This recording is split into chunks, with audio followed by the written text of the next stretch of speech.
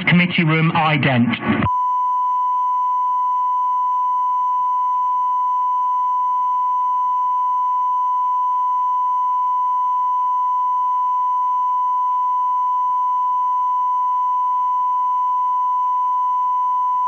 Grand Committee Room ident.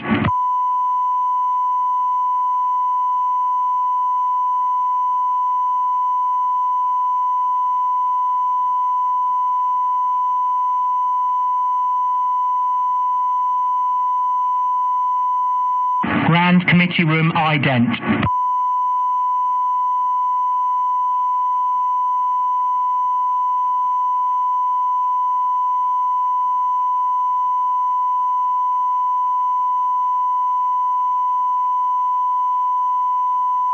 Grand Committee Room ident.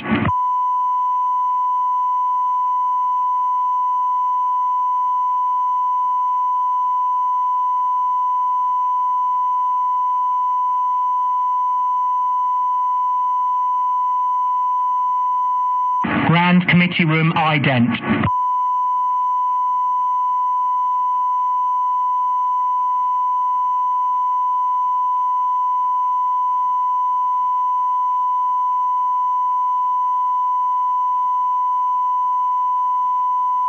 Grand Committee Room ident.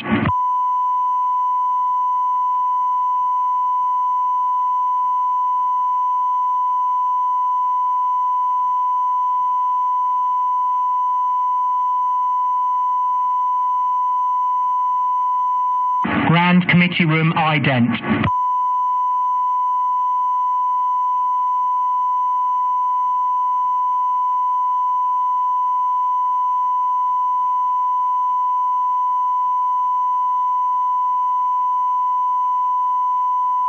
Grand Committee Room ident.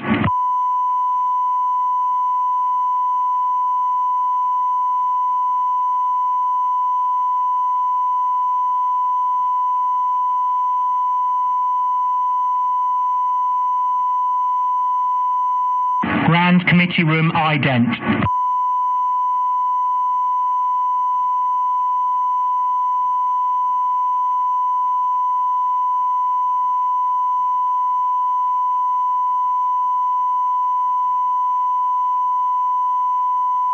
Grand Committee Room ident.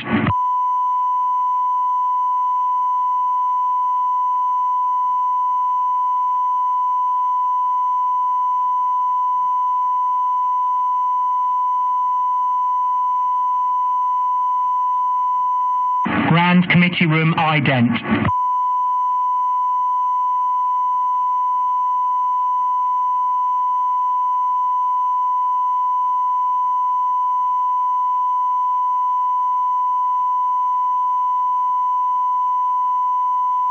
Grand Committee Room ident.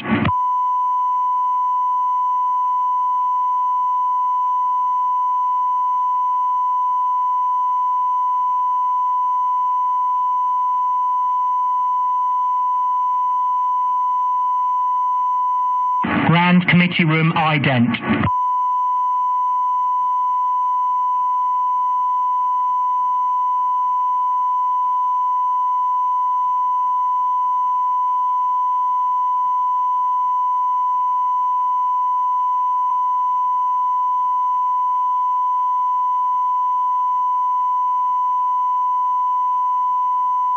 Grand Committee Room ident.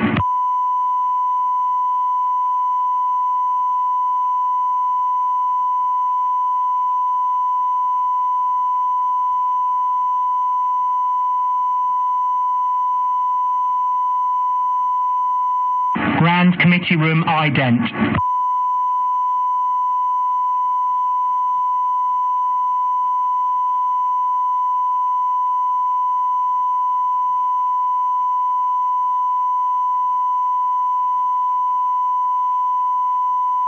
Grand Committee Room ident.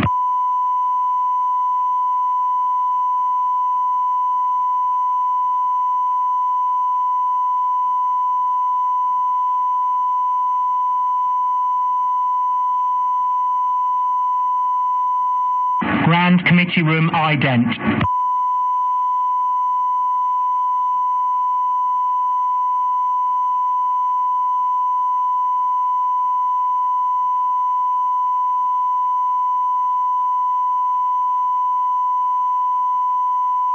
Grand Committee Room ident.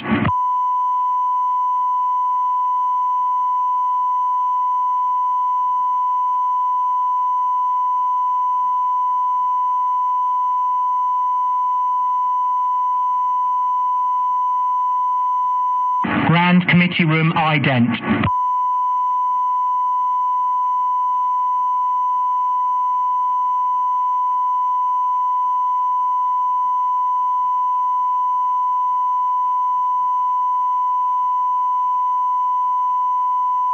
Grand Committee Room ident.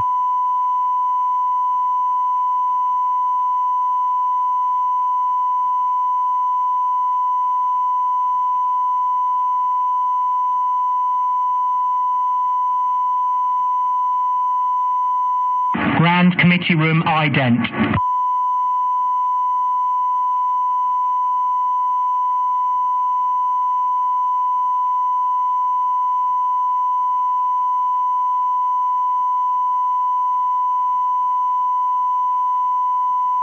Grand Committee Room ident.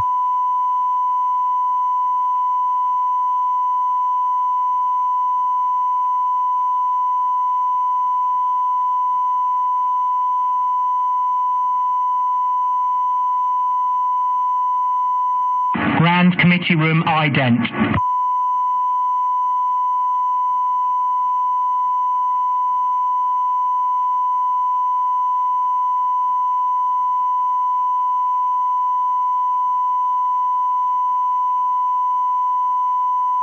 Grand Committee Room ident.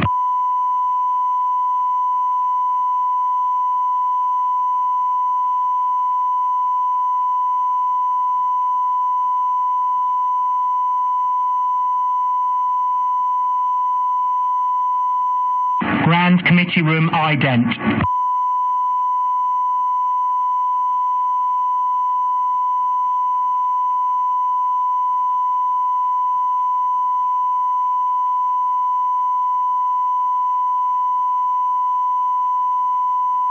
Grand Committee Room ident.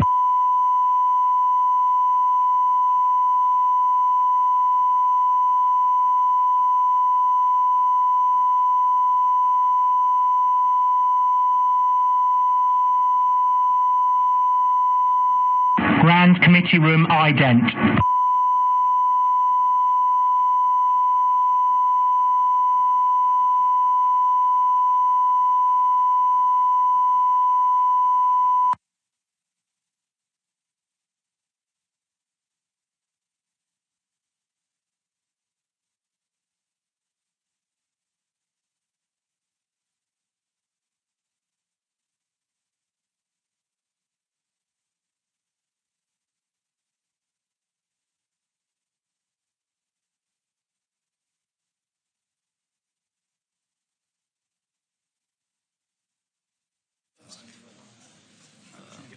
Okay, off we go, Chairman.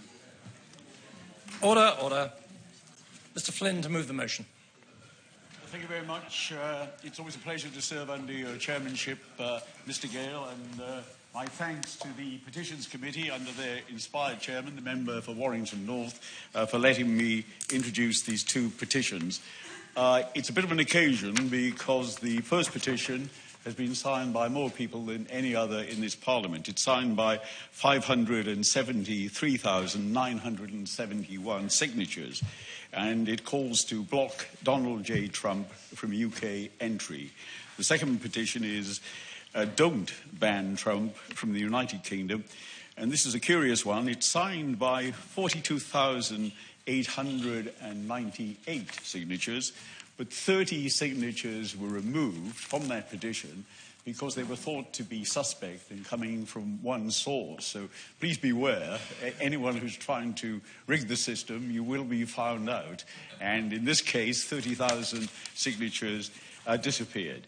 The first petition reads, the signatories believe that Mr. Donald J. Trump should be banned from UK entry. The UK has banned entry to many individuals for hate speech. The same principles should apply to everyone who wishes to enter the UK. The United Kingdom is to continue applying their unacceptable behaviour criteria to those who wish to enter its borders, it must be fairly applied to the rich as well as the poor, and the weak as well as the powerful. And the other petition reads, we shouldn't be banning anyone for their opinions or domestic actions in a US political race that doesn't concern us. But more importantly, if he does actually win the nomination and then goes on to win the presidency, we then have to work with a man who we banned from our country. Let's mind our own business. If I can summarize the government's response, which wasn't entirely helpful to both petitions, and the government says, the government does not routinely comment on individual immigration and exclusion decisions. Exclusion powers are very serious and are not used lightly. The Prime Minister has made clear that he completely disagrees with Mr. Donald Trump's remarks. The Home Secretary has said that Donald Trump's remarks in relation to Muslims are divisive, unhelpful, and wrong. The government recognises the strength of feeling against the marginalisation amongst those it endeavours to protect. The government doesn't directly answer questions on those that are banned, but they did publish a list of 20 who were denied entry to the United Kingdom between 2008 and 9. And if I could give you some idea, I won't mention the names, we don't give them extra notoriety, but the sort of people who are banned. And the first one was a leader of a violent gang that beat migrants and posted films of their attacks on the internet. He was considered to be engaging in unacceptable behaviour by fomenting serious criminal activity and seeking to provoke others to serious criminal acts. Another one was described as a preacher, considered to be engaging in unacceptable behaviour by fomenting terrorist violence in furtherance of his political beliefs. Another one was considered to be engaged in unacceptable behaviour by seeking to provoke others to serious criminal acts. A fourth one was a Muslim writer and public speaker from India. He was excluded from the United Kingdom because he had made anti-Jewish statements and thus fostering hatred amongst others. And those are entirely typical of the kind of people who were excluded. And I think we should say that the situation with Mr. Donald Trump, it doesn't apply in those cases. These are far more serious and presented an immediate threat of violence. The petitioners claim that there has been violent attacks taking place in America, in Boston and elsewhere, with people who quoted Donald Trump when one of them attacked a Hispanic person, another one attacked a Mexican, it's alleged. And that's what the petitioners are making their points on. But I believe there is one case that does represent the situation with Mr. Donald Trump. And that's the one with Mr. Geert Wilders, who a Dutch person who was seen to be fomenting hatred against Muslims and guilty of homophobia. And he was banned by the Home Secretary in 2009. And what happened was Mr. Wilders appealed to the court and won. And the result was that he was allowed into the country. The publicity and attention he had for his Islamophobia in his film was multiplied 100-fold by the ban. And I believe that's something that we should bear in mind. Yes, of course. I'm most grateful to my honourable friend for giving me that, and I congratulate him on leading this debate and securing this debate. Does he share my concern about the number of cases that have come to light since the comments made by Mr. Trump, but not because of what Mr. Trump said, of British Muslims who have been refused admission to the United States of America? And does he agree with me that when that happens, whether they are Muslims or not, there should be a clear indication of why people have been refused admission to America? The figures are worrying, but of course we're still in a position where the President of America is still Barack Obama, and I'm sure that he would look with equal disapproval of these instances, but they need to be investigated. But that certainly is something of considerable concern. But Mr. Wilder's case is one of great significance to us, I think.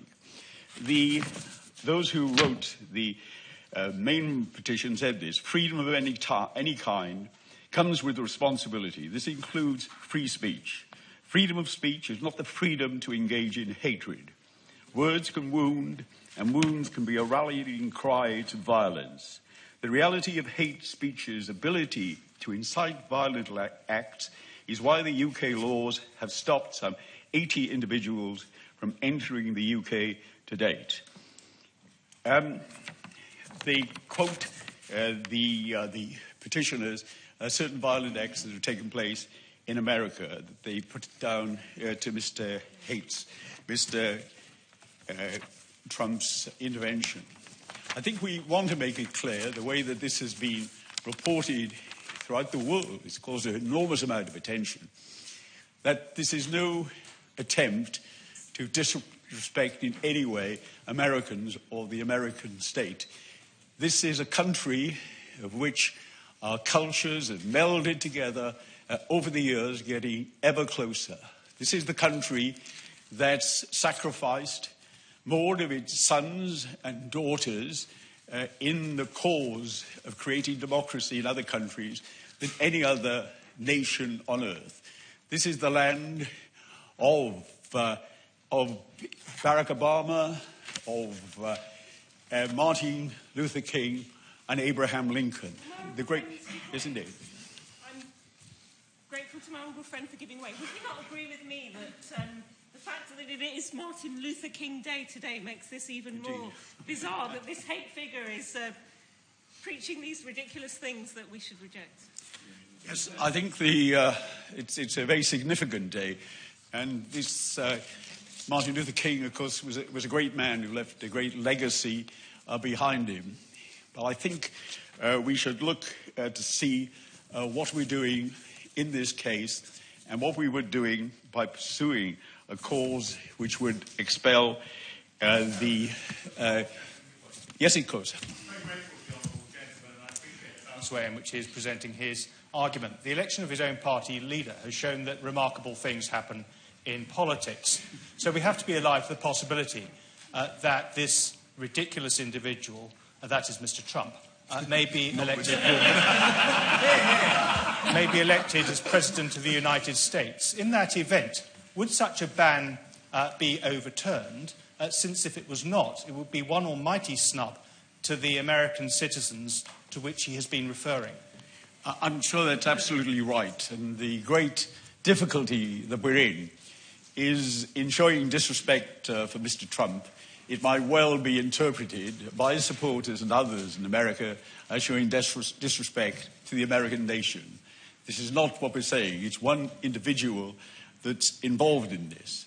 But can I put it to the committee that the great danger by attacking this one man is that we can fix on him a halo of victimhood. We give him the role of martyrdom, which can seem to be an advantage among those that support him. The line will go out, here's these foreigners interfering, telling us what to do. And I think that would be a grave error if we gave them that situation and allowed our deliberations today to seem to be anti-American. There was a number of people who said that we shouldn't discuss this issue. It shouldn't be debated today.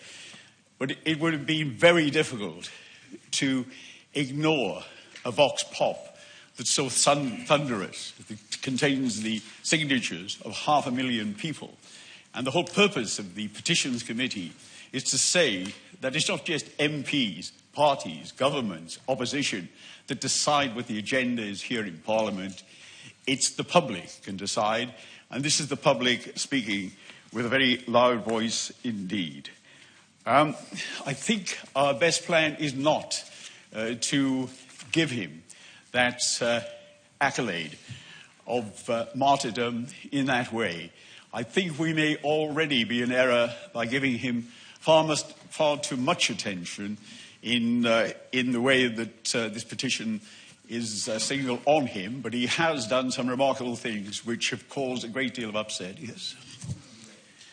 I too am the balanced way that our member is giving this debate.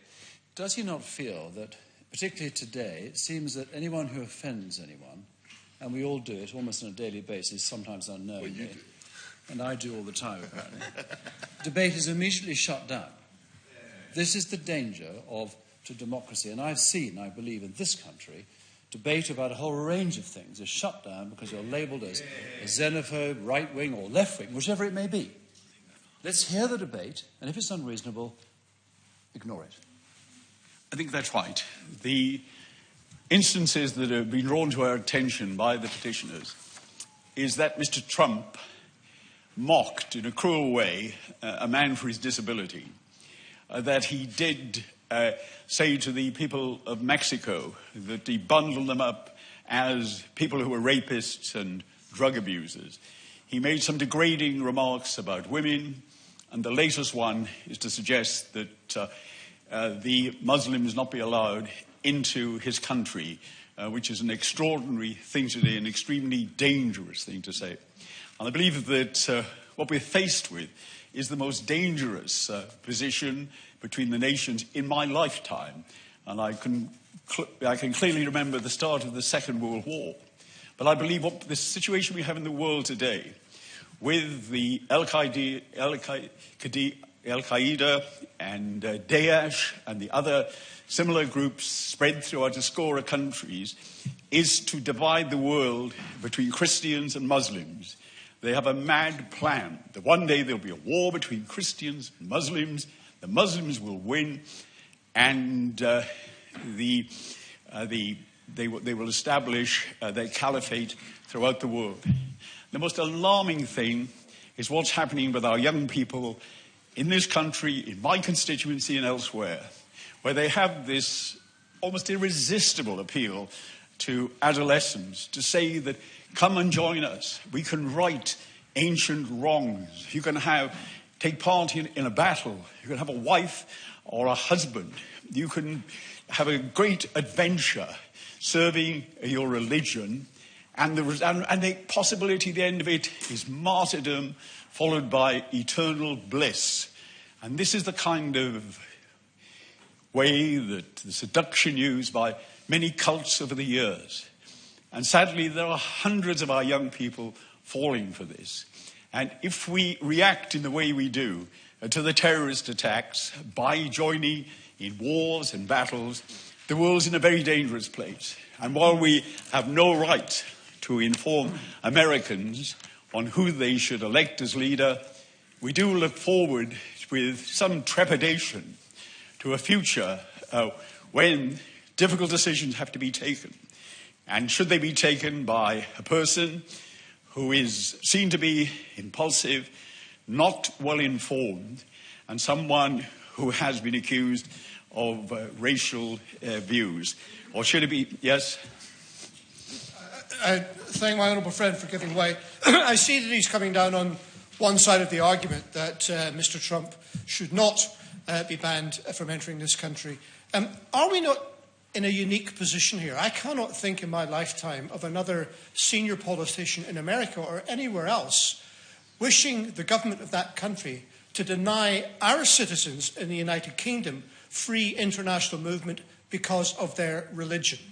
And if my honourable friend is to take the position that he's doing, can I ask then, what would be an appropriate response for this country to the United States of America in order to protect the people that we represent? Yeah. Well, we have a significant number of members who contribute to the debate. I really must ask at this stage that any interventions be very brief, please. Mr. Flynn.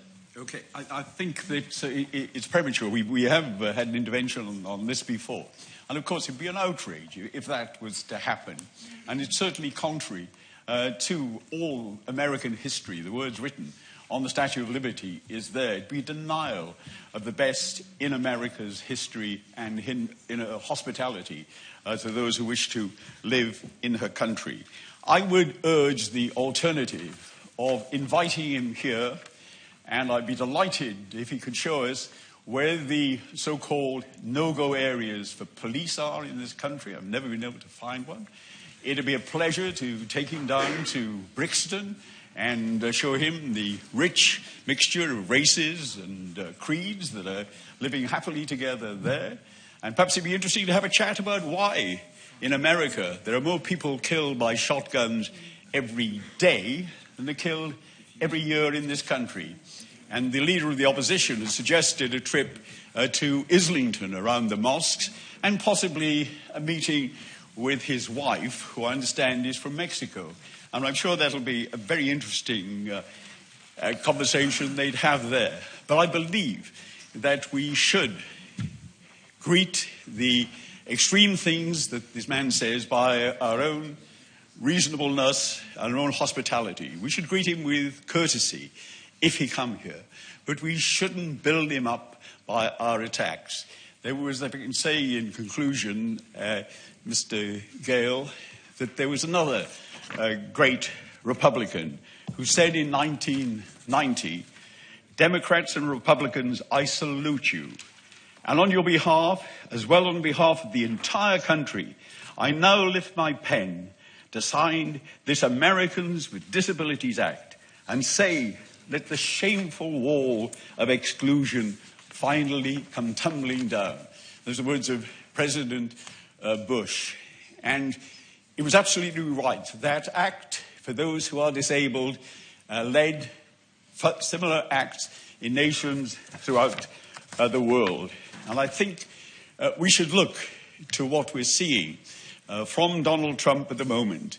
And we must confront his words of prejudice, of lack of knowledge, of intolerance. And what we should greet him with is a welcoming hand of friendship, of knowledge and truth. And then perhaps more shameful walls of prejudice will come tumbling down. The question is that this House has considered e-petitions 114003 and 114907 relating to the exclusion of Donald Trump from the UK. Could I just, for the moment, ask all honourable members who wish to speak to stand?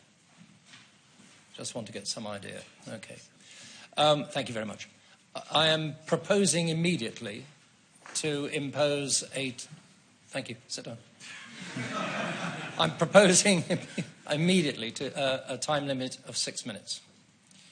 If honourable members are willing to adhere to that, then it may be that we can get most, if not all, members who wish to speak into the debate. For the convenience of members, I don't normally do this from the chair, but I think given the number of people that are seeking to catch the chair's eye, it might be helpful. On the opposition benches at the moment, that is to say people who've indicated in advance of the debate that they wish to be called, I have Tulip Siddiq, Gavin Robinson, Naz Shah, Tasmina Ahmed Sheikh, Keith Faz, Corey Wilson, Jack Dromey and Gavin Newlands. And on the government benches, I have Paul Scully, Sir Edward Lee, Tom Tugendhat, Victoria Atkins, Steve Double, Lucy Fraser, Philip Davies, Simon Hoare and Kwasi Kwarteng. Those who are not on this list at this point, in other words, those who've not indicated in writing that they wish to speak, may choose to seek to intervene rather than to seek to be called. Paul Scully. Thank you, Mr. Gale. And I'd like to congratulate the honourable member for Newport West for leading the debate, fellow member of the Petitions Committee. I was keen to participate in this debate, not just for the substance of it, but also to echo the sentiment that the honourable member has said about why we've actually decided to hold this debate today, because it's something that actually has caught the eye of the media, and some people have been concerned about our discussions. We actually have the mechanism in place that anything over 100,000 signatures, we will seek to at least allow the members of the public to have a voice in this place, whether that be through a select committee, whether that be through a wider debate that's already going on, research that we're doing. For example, we're doing things as a committee in looking at research into brain tumours. In this instance, as has been the case in several others, instances, it's appropriate for us to give the members of the public a voice in this chamber here in Westminster Hall. Donald Trump's favourite columnist, UK columnist, Katie Hopkins, actually asked on John Pienaar on Sunday, John Pienaar's radio programme on Sunday, why we weren't debating other things, like the immigration debate, petition that had gone through and received a number of signatures. And the reason for that, she claimed that it was actually down to us being politically correct. It was nothing of that sort. It was actually that we'd already had an immigration debate, which I led on back in October, which was worded in a very, very similar manner. So it was more appropriate that we actually push on with this, and we don't want to duplicate work wherever possible. Honourable Member for Newport West actually forgot one petition that we should roll up in this. There's one that, as of this morning, 75 people had signed, inviting Donald Trump to address Parliament. So maybe that's an additional one that we might want to consider. Now, the committee, our debate today is not going to result in a vote. It's important that members of the public that are watching this understand that. It's not for us to decide whether Donald Trump should or should not be allowed into this country. That's a matter for the Home Secretary, deciding whether any visit that he may make is conducive to the public good or not. But what it does do is allows us to have our say, and she will, I'm sure, be listening. Now, I know we've had some examples of when people have been excluded from this country. I've heard of a number of cases where people have been excluded for incitement and for hatred. I've never heard of one for stupidity. And I'm not sure that we should be starting now. I think I totally agree that we shouldn't be focusing on one man. What I would like us to do over the next few hours is to look at the issues that have really surrounded this and how they affect the UK. And that's the wider issues really are immigration, global security, the positive contribution that people with Muslim faith have in this country, whether they were born in this country or whether they've come to this country and added to our economy, to our culture, and to our community. As I said, I led a debate in yeah, please. On that point, is the Honourable Member aware that the second most populous petition on the petitions website, with 457,000 signatures, is one to debate stop all immigration and close the UK borders until ISIS is defeated? And does that motion show why it's important to challenge views such as Donald Trump's in a robust, evidence-based and democratic way? Absolutely. My honourable friend makes a really, really important point. And this was actually, that was a very similar wording to the debate that I led in October.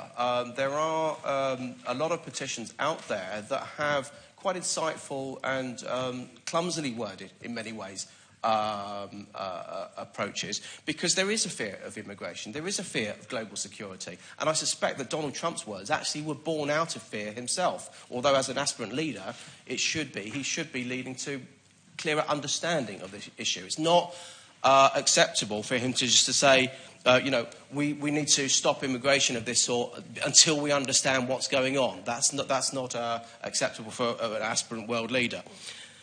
We know the benefits of controlled immigration in this country. As a son of someone that was born in Burma, I'm half Anglo-Indian, I've seen the benefits of good immigration, where people contribute to this country, that make no claims on social services, that have incredible aspirations for education and for hard work. But mass uncontrolled immigration does actually put a lot of pressure on our services, infrastructure, and it does put a lot of concern into people's minds. And I suspect, as in America, the UK feels this as well, hence the number of signatures to this petition.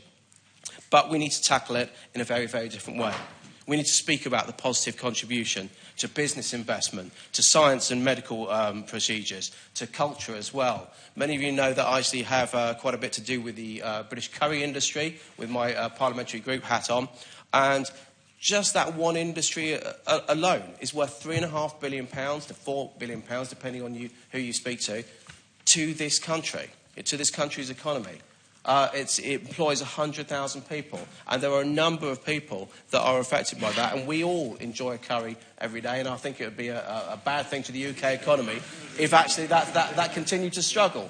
But that's just one small industry. Let's look at the medical industry. Let's look at Let's look at business as a whole as well, and the input that immigrants have on this country. We need to tackle, though, in terms of global security, we need to look at the counter-extremism strategy that this government has, the counter-terrorism strategy that this government has. These are ways that are far more clever, far more positive, and far more practical than an impractical case of just closing the country down to people from one faith. How do you actually determine someone from one faith? Do you actually put a badge on them? Do you have them on a database? I think, although he's not gone quite so far as to put a badge on them, Donald Trump has actually not excluded keeping people on a database, which is an extraordinary situation to go down. So I'll bring my remarks to a close because we're on a very limited time. But I do think that I hope that over the next few hours we'll be able to concentrate on practical ways that this country can tackle immigration and can tackle community cohesion rather than worrying about the ego of one man. Julep Siddiq.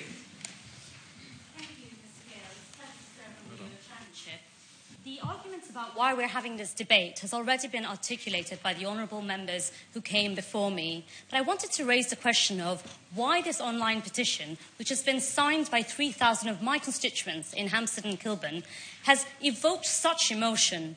Is it because Donald Trump's comments mean that he is tarnishing the entire Muslim community with the views of a small group of extremists, the views of whom ordinary Muslims absolutely condemn? Or is it because the world's largest economy might be excluding the world's second largest religious community, over 1.6 billion people in the world? Or is it because people in this country are proud of the long history that we have of welcoming immigrants, welcoming refugees, and welcoming asylum seekers? People often say that the public are apathetic about politics. This online petition, signed by nearly 600,000 people, shows that when people feel a sense of justice, when people feel that we need to stop a poisonous, corrosive man from entering our country, they will act in good conscience. But this is not just any man that we're talking about. This is a man who is extremely high profile, involved in the American show business industry for years and years, a man who is interviewing for the most important job in the world. His words are not comical. His words are not funny. His words are poisonous. They risk inflaming tension between vulnerable communities. And let me make one thing clear. We have legislation in our country to make sure we do not let people enter who are not conducive to the public good. And the Honourable Member for Newport West has outlined some of the people who have been banned by the Home Office for entering this country. I looked up some of the rhetoric. Yes. You're not talking about... You're talking about a candidate for the presidency of the United States. Isn't it up for the American people to decide whether his views are objectionable, not you guys? The Honourable Gentleman's been in the House long enough to know that he has to address through the chair. And I have no view on this whatsoever, as the Honourable Gentleman will appreciate. I think the question has been answered for the Honourable Gentleman.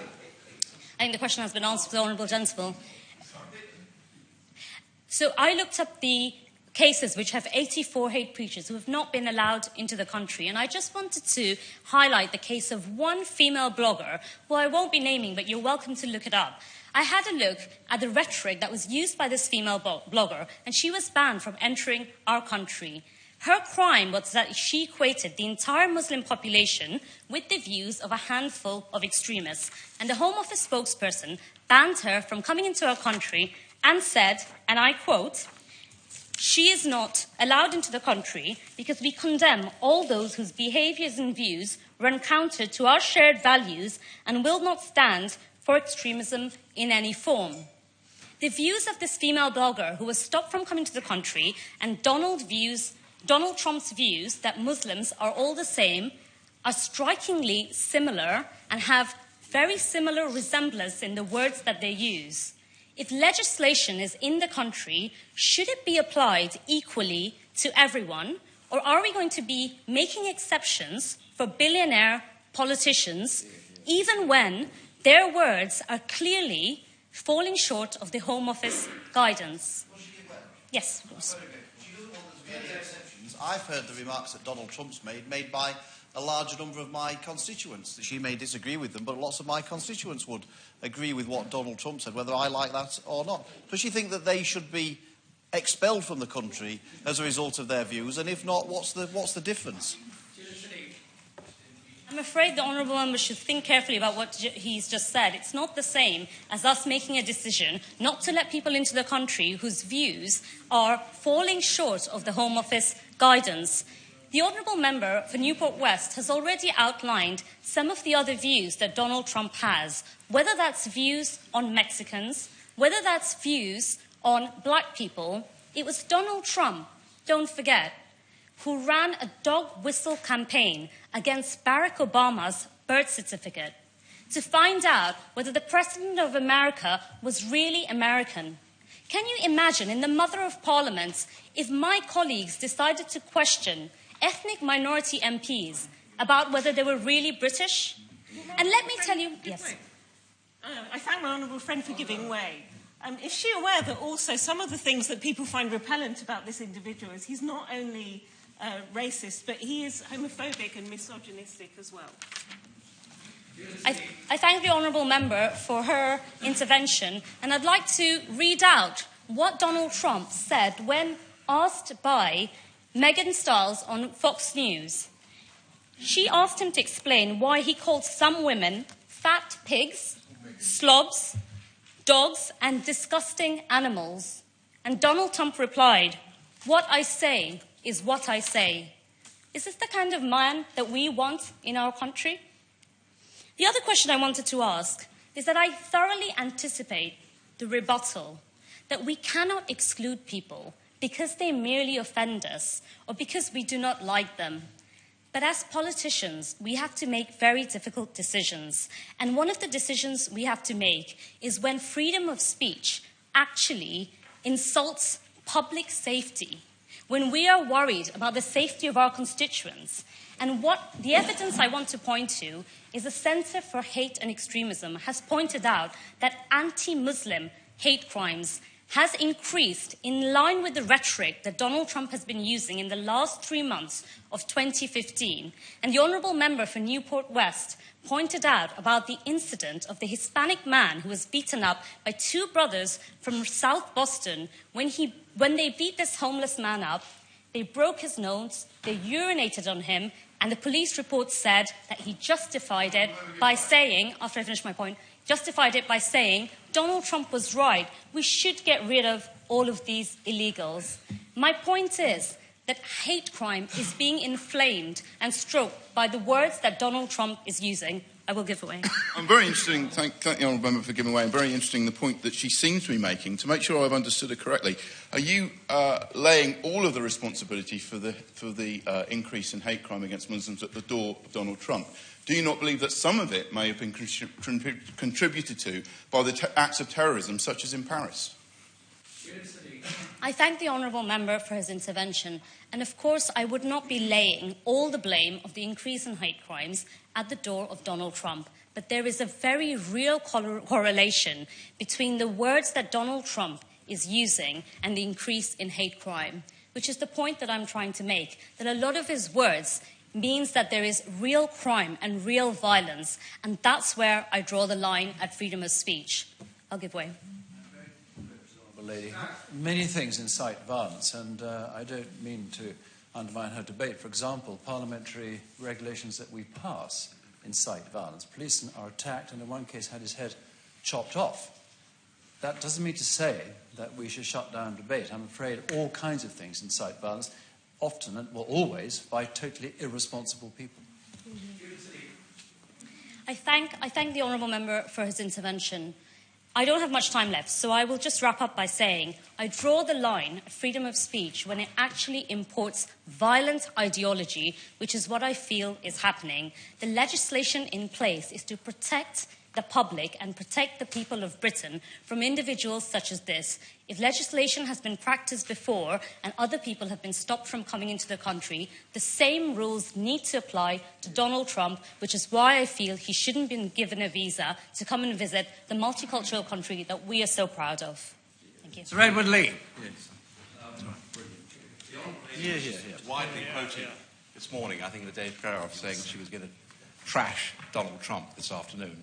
Well, I'm not sure that he's going to be terribly worried about this debate. I do respect the honourable member, my friend, the member for Newport West, for the measured way in which he introduced this debate. May I just say that, naturally, it's no surprise when I say I oppose this ban. I think it just gives Donald Trump publicity. Actually, it's the only item in the US press about British politics at the moment, this debate, which we're sitting in. They're not talking about Corbyn mania or Brexit or anything else. They're talking about this. So, why feed this machine? We saw what happened with Geert Wilders. Did that do any good? I don't think it did. The honourable member for Newport West made this point in his measured speech. Secondly, of course, it offends free speech. And actually, in a free country, you have the right to offend people. And I introduced an amendment to Clause 5 of the Public Order Act, making that quite clear. I offend people in this House all the time, and that's my perfect right to do. The third point is, of course, the United States is a friendly country. Twice in 2 world wars it's come to our rescue. This man may conceivably become president of our most important ally. Fourthly, you can't translate American politics to UK politics, which is completely different.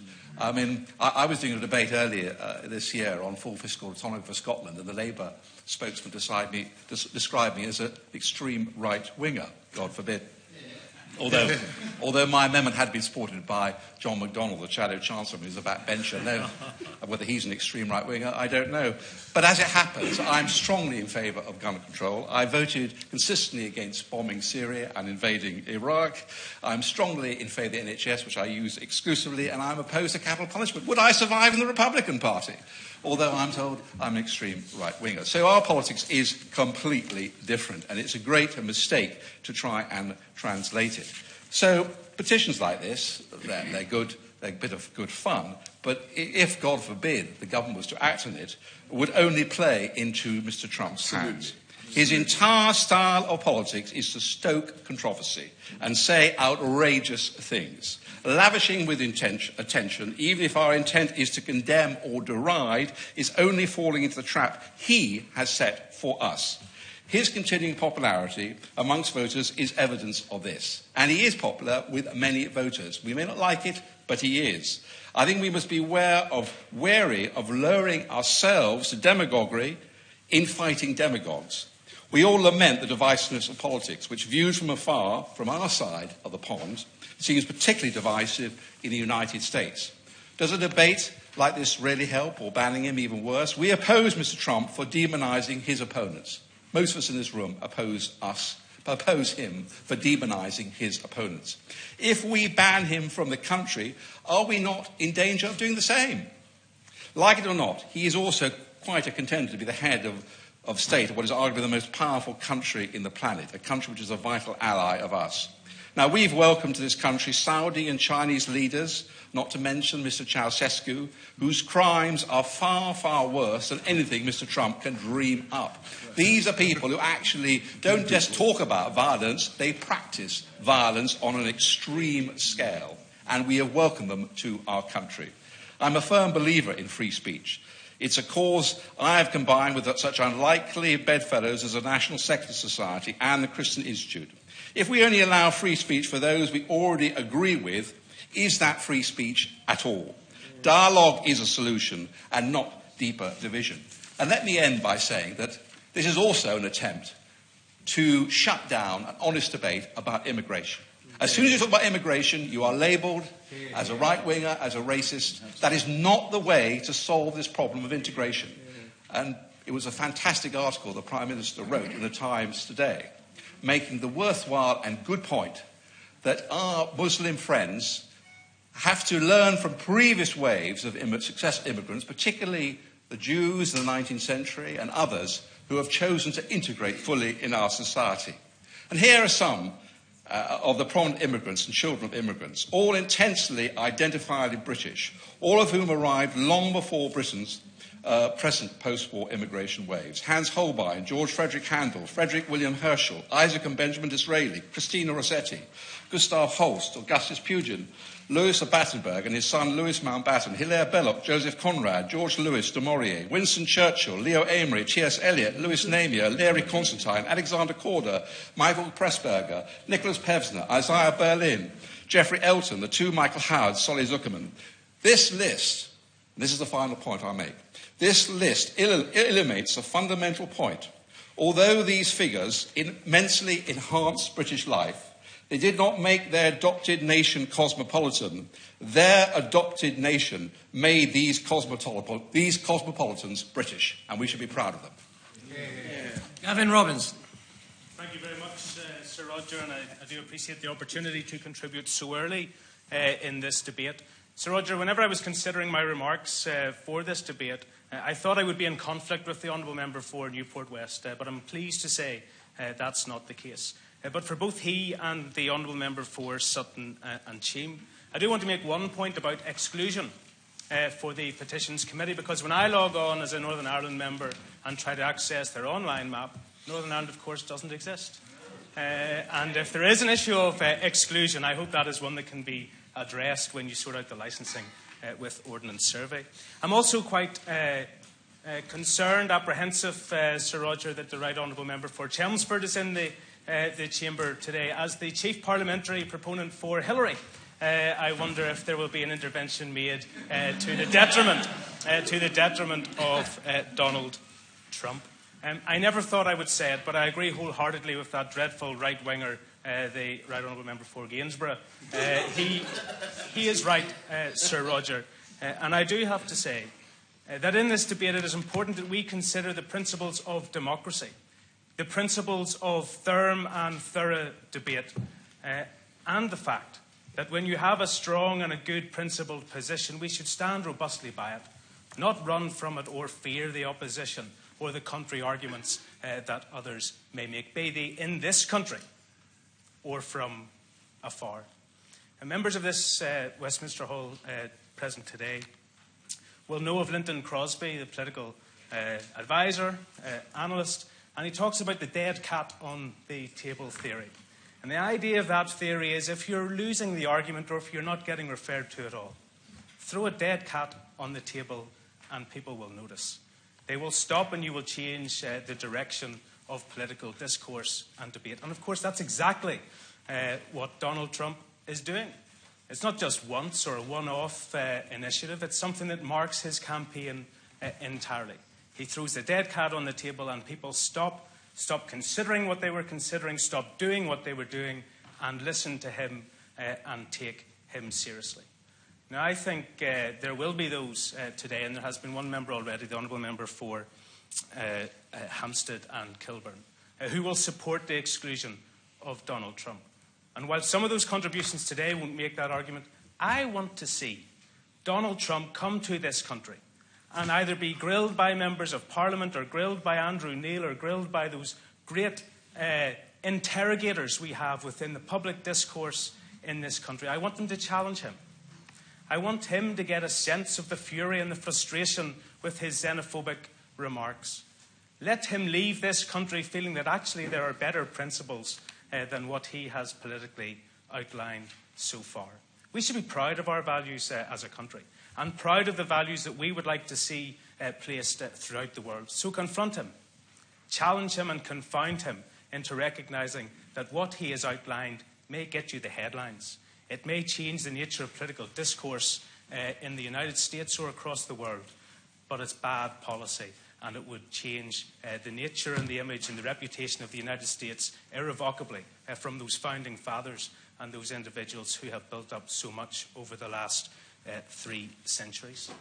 Turning to the debate we have had, I think it's important, Sir Roger, that I do reflect today that we have a leader of the opposition who is indicating that it would be appropriate to open back channels with Daesh. Back channels with Daesh, yet we have members of the same party today saying we should exclude somebody who politically has erred, but who is not a terrorist. Back channels with Daesh for what? to reasonably negotiate with somebody who will consider that negotiation in the context of whether they murder your wife or they rape her first before they cut off their head? That's the same leader of the opposition, same shadow chancellor within this Parliament today, who gave succour to terrorists in our United Kingdom over the last 30 years, who supported the IRA, murdering citizens in Northern Ireland and murdering our countrymen within this country. To put into context what it is we're being asked to believe from the Honourable Member of Hampstead, that it would be appropriate to ban somebody who has erred in political ideology, but hasn't erred in law, hasn't promoted terrorism, hasn't promoted extremism to the extent that we lose life, that we damage and we destroy communities. Well, I will, of course. Does the Honourable Member think legislation in the country should be applied equally to everyone? I do think it does, but what I am doing is setting clear blue water between the support that has been given by her Honourable Leader in years gone by in this country for terrorists who have destroyed, maimed and killed, and somebody who is a ridiculous xenophobe, but somebody that we don't need to promote any further, Sir Roger. That is the point that I wish to make. And for those who I believe will take a hypocritical stance, those north of the border from where we now sit, but still very much part of our United Kingdom, those who lauded, those who applauded Donald Trump, those who invited him to the country, appointed him as an ambassador, and regaled him with all the civic support and adoration they could because of brass tacks. That's the same. Of course I will. Of course I will. Thank you, Chair. I'm very obliged to you for giving away. Is the Honourable Member's suggestion that somebody had a crystal ball and we could predict that this individual could conceivably make the comments he's made condemning an entire religion? Sir Roger, I'm very grateful for the intervention, and I'll say this. If I ever criticise someone or some party or something in this chamber, I will always give a right to respond. But I have to say, Sir Roger, you didn't need a crystal ball. And it has been referred to already.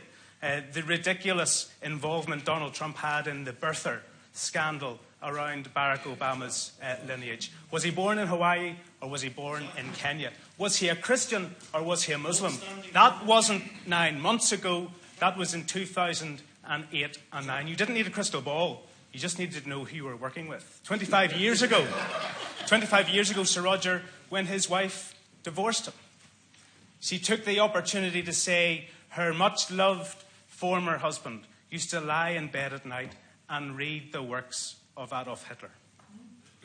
So you don't need a crystal ball to recognise that the person you're dealing with, maybe a successful businessman, is also a buffoon and has the dangerous capability of saying the most obscene or insensitive things to attract attention. None of that should be news, Sir Roger, but yet I don't think we will avoid the hypocrisy around it. Sir Roger, I've been given additional minutes, it seems, with interventions. I am grateful for the time, but as a party and as an individual, I could not support the exclusion of Donald Trump from this country. Bring him here. Let us have the opportunity to challenge him and let him go home with his tail between his legs and recognise that the principles he espoused no longer reflect this country, the United States of America, or the aspirations that we should all seek to promote internationally. I'm Tugan Hannigan. Sir Roger, it's a great pleasure to serve under your chairmanship. I find myself standing here and for the first time, I think, ever agreeing wholeheartedly with the Honourable Member for Newport West. I think none of us are quite as surprised about that as I am, but I am even more surprised to hear the Honourable Member quoting warmly the words of President Bush. Admittedly, it was President Bush father and not son. Today is also one of the moments in this year when we will mark the anniversary, 500 years since St. Thomas More, who was tried and then executed not so far from this place, wrote the book Utopia, in which he envisioned a new future and a new ideal. He wrote it expressing in his heart the liberties of thought and faith that he hoped that what he called Englishmen then, and I think what Mr. Hannan would now refer to as the Anglosphere, would express across the globe. And yet today, a report has come out showing that the liberties he hoped for, the liberties he desired, are actually in trouble. An online journal called Spiked has gone around various universities and found that freedom of speech is being challenged. So-called safe spaces in our colleges, also could be known as spaces of censorship, now cover some 39% of universities. This is not just a threat to freedom of thought in those universities. As I see this debate covered by many of our friends from the Third Estate, it is worth remembering that they too are part of the Fourth Estate, forgive me. It is worth remembering that they too are part of the democratic process. And though we, who stand here and speak in the chamber, may sometimes not like it, their role in holding us to account is equally as important as ours in speaking the truth. And so it is with that cry of freedom and that cry of liberty that I speak in favour of considering, but in favour of rejecting this motion. Because liberty is not something we can take in portion or in part. It comes as one and it comes as a whole. And as the First Amendment of the US Constitution makes clear, that freedom of expression is essential for a free people. And that is why, although I may not like it, and although I can be absolutely sure that I wouldn't support it, it is no place of me or this House to criticise a man running for an elected office in a foreign country. We may not wish him here, we may not like him here, but we should not vote against his ability to speak or indeed criticise his right to travel, when we too value those same rights of liberty. Are you looking to intervene? Or yes. I just wanted to be clear. Did the Honourable Member actually say it's not our place to criticise? Because that surely would be a curtailment of freedom of speech for those of us who are opposed to what he said. I'm pretty sure what he said was that we do not have the right to criticise. You're quite right. We have the right to criticise, but we do not have the right to... I do not think that we have the right to prevent somebody who has campaigned for elected office... Sorry, the Honourable Lady is quite right. Although we have the right to criticise, we should not exercise that on people who are running for elected offices in foreign countries. I believe it is for the American people to judge him. I believe it is for the American people to hold him to account. It is not, I would argue, it is bad politics and it is bad judgment to intervene in the electoral processes of other countries, and I would wish to do it as little as possible. I will give way. Based on what the Honourable Member is saying, the mayoral candidate from the Labour Party, the Honourable Member for Tooting, is of Muslim origin, and under Donald Trump would not be allowed to travel to America. Does the Honourable Member want to comment on that? I'd be delighted to, on the grounds that I think that the United States Constitution makes wonderful provision for the balance of powers, and that her failure to understand that the President of the United States is not a sovereign and not a despot, but is balanced by the Congress and by the courts, is a failure to understand why the United States, despite, let's face it, having one or two incumbents of the White House who may not have been Mensa candidates, the country has yet succeeded all the way through to today as a bastion of liberty and economic success.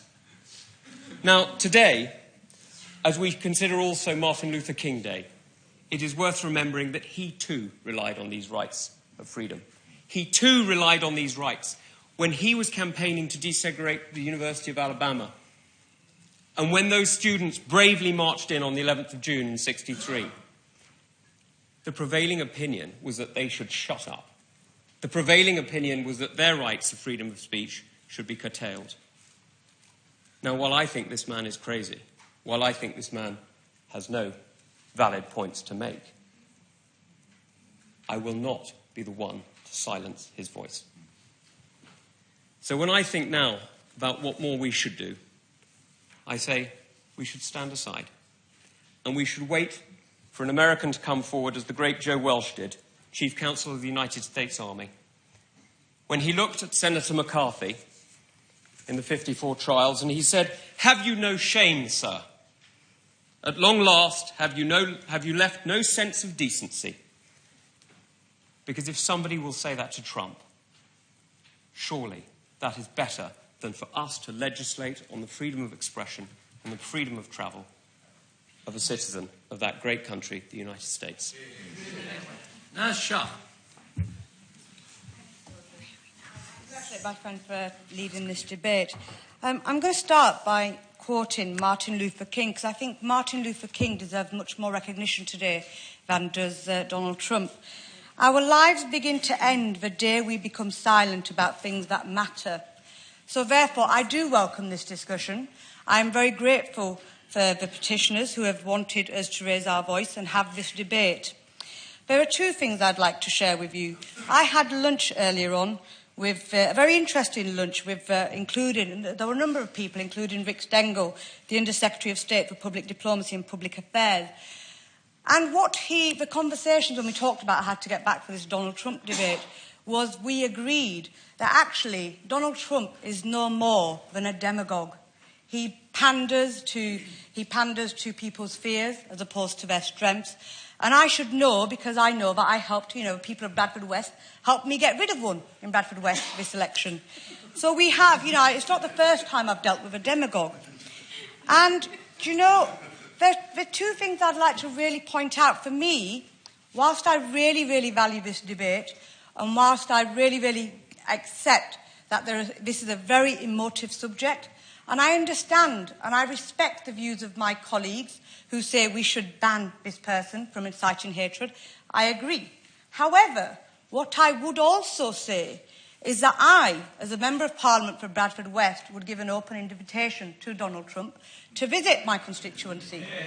And the reason I'd give him an open invitation to visit my constituency, I'd take him to the synagogue, I'd take him to the church, I'd take him to the mosque, I'd invite him for a curry. We are curry capital of Britain.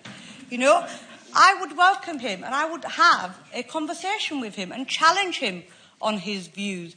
And I would show him, when I've made my point, I would show him that actually I would invite him to feed the homeless with the In Touch Foundation, a Muslim charity who feeds homeless people in the city of Bradford.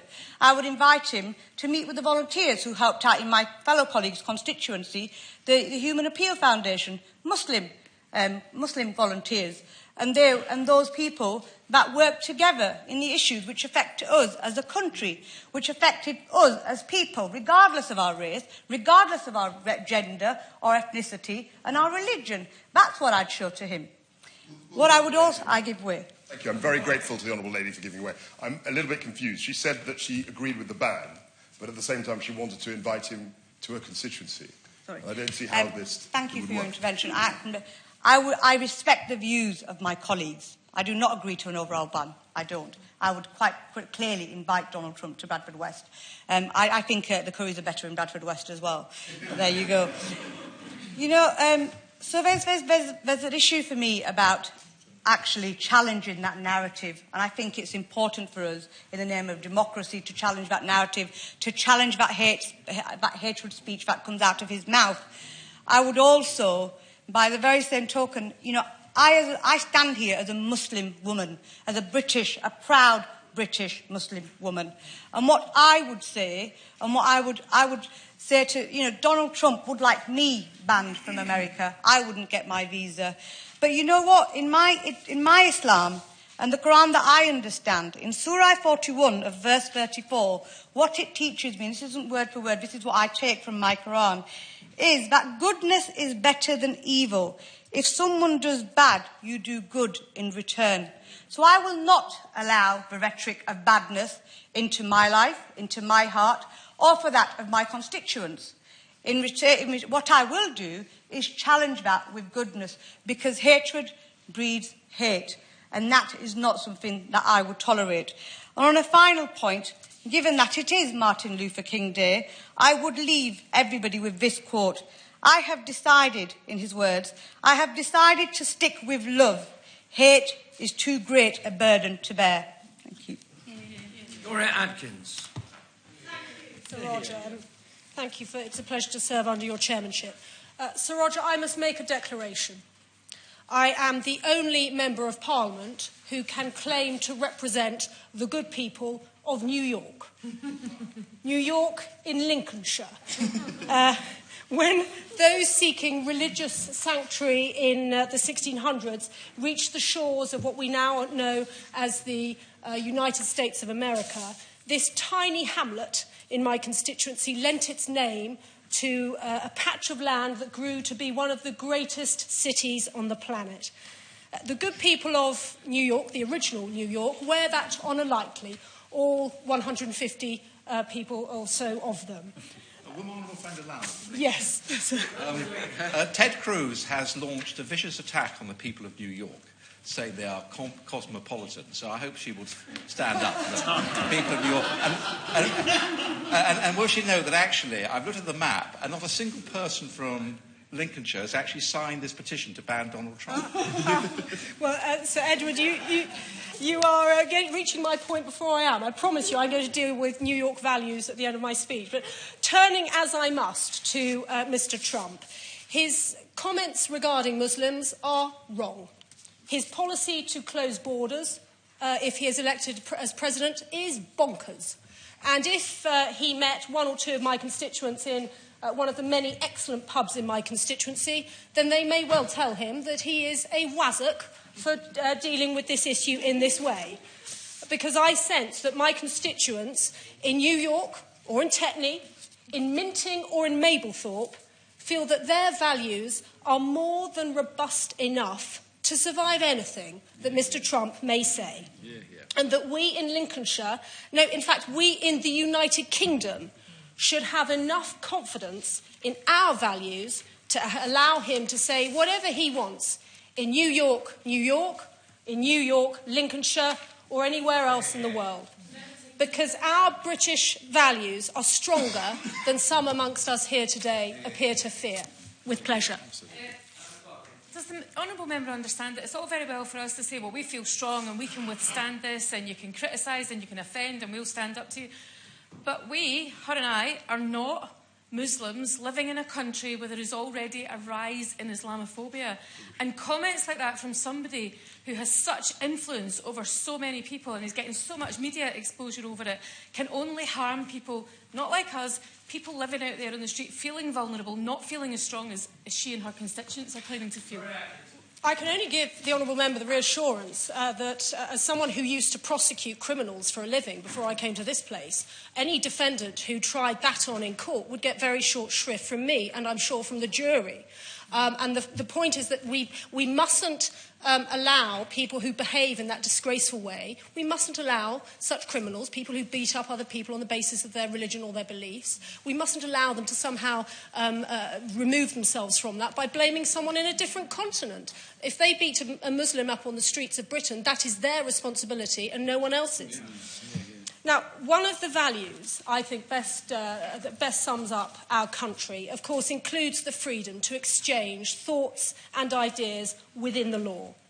The freedom to persuade or to rebut. The freedom to inspire or to eviscerate in argument. The freedom to speak and the freedom to listen.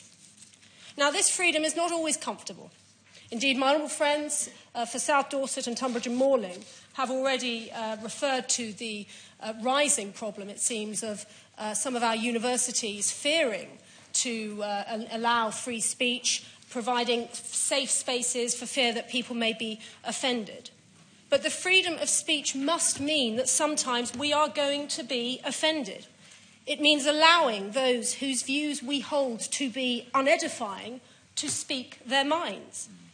And it also, crucially, means the freedom to reply, to say, no, Donald Trump, you are wrong, and you are wrong for the following reasons.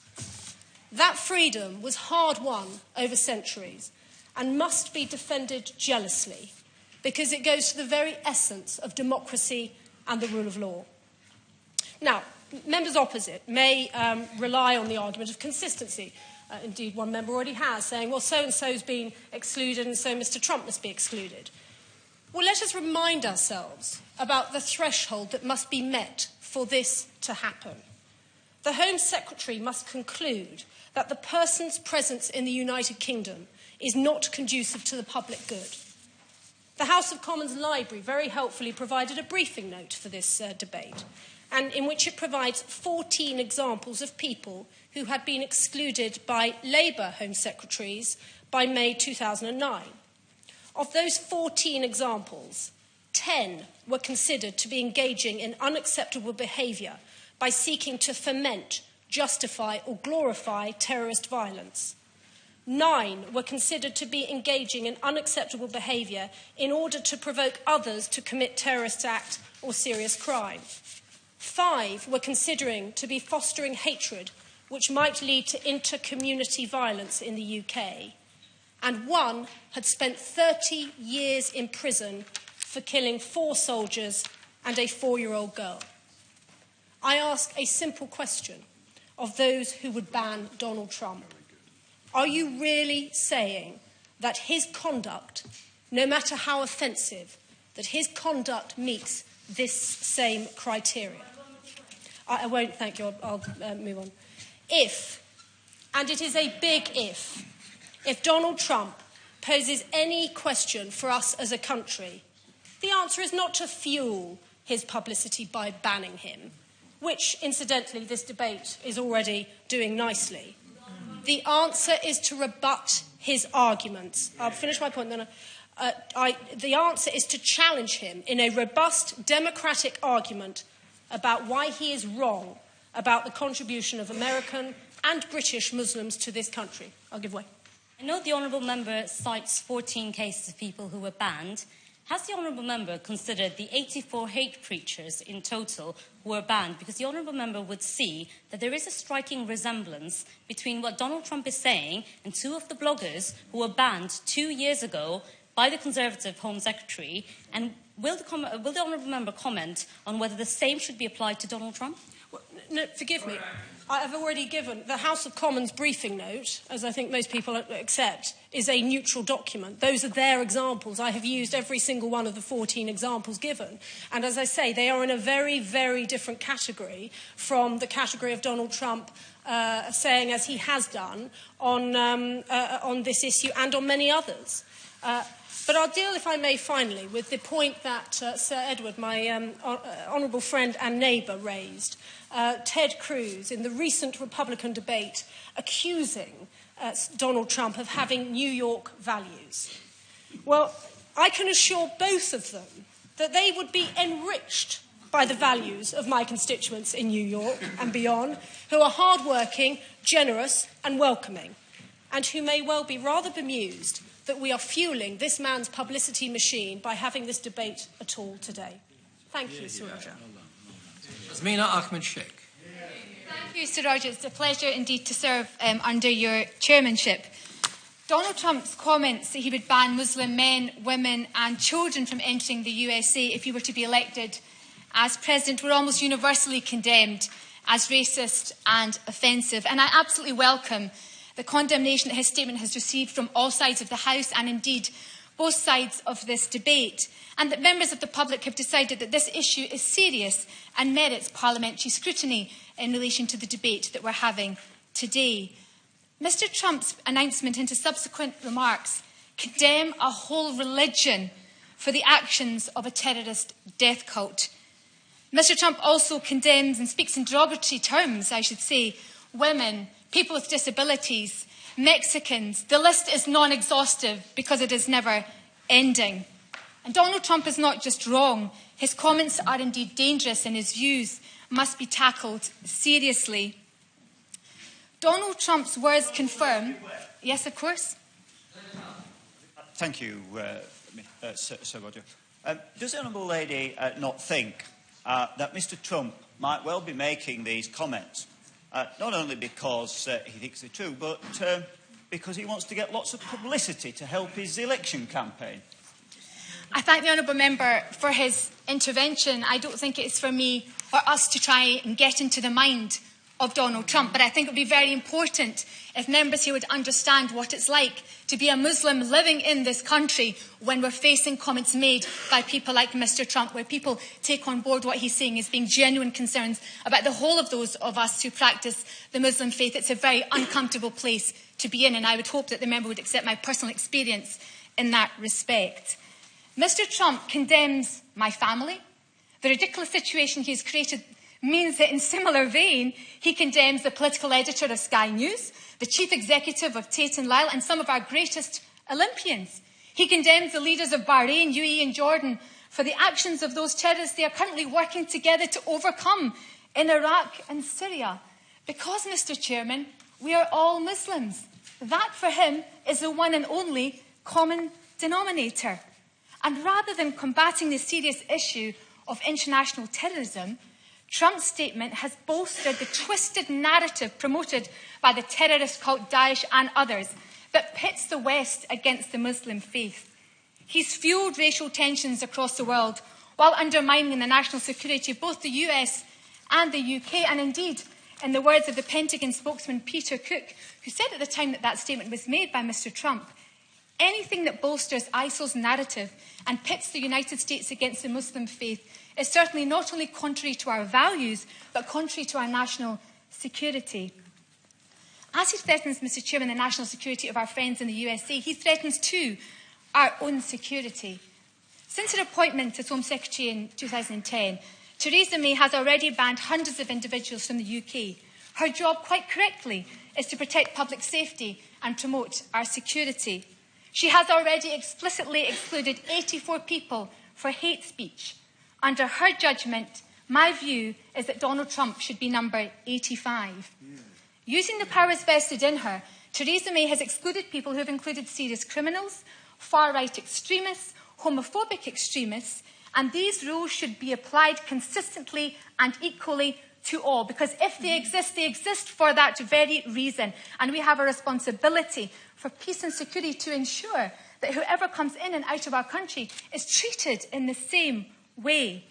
Now, I am very, very proud that the Scottish Government has taken a lead and removed Trump's status as a global Scot ambassador. And in terms of questions of hypocrisy, perhaps it's an important forum for me today to confirm that his global Scot ambassador state was bestowed upon him by a former Labour administration. Let that myth be dispelled here and now.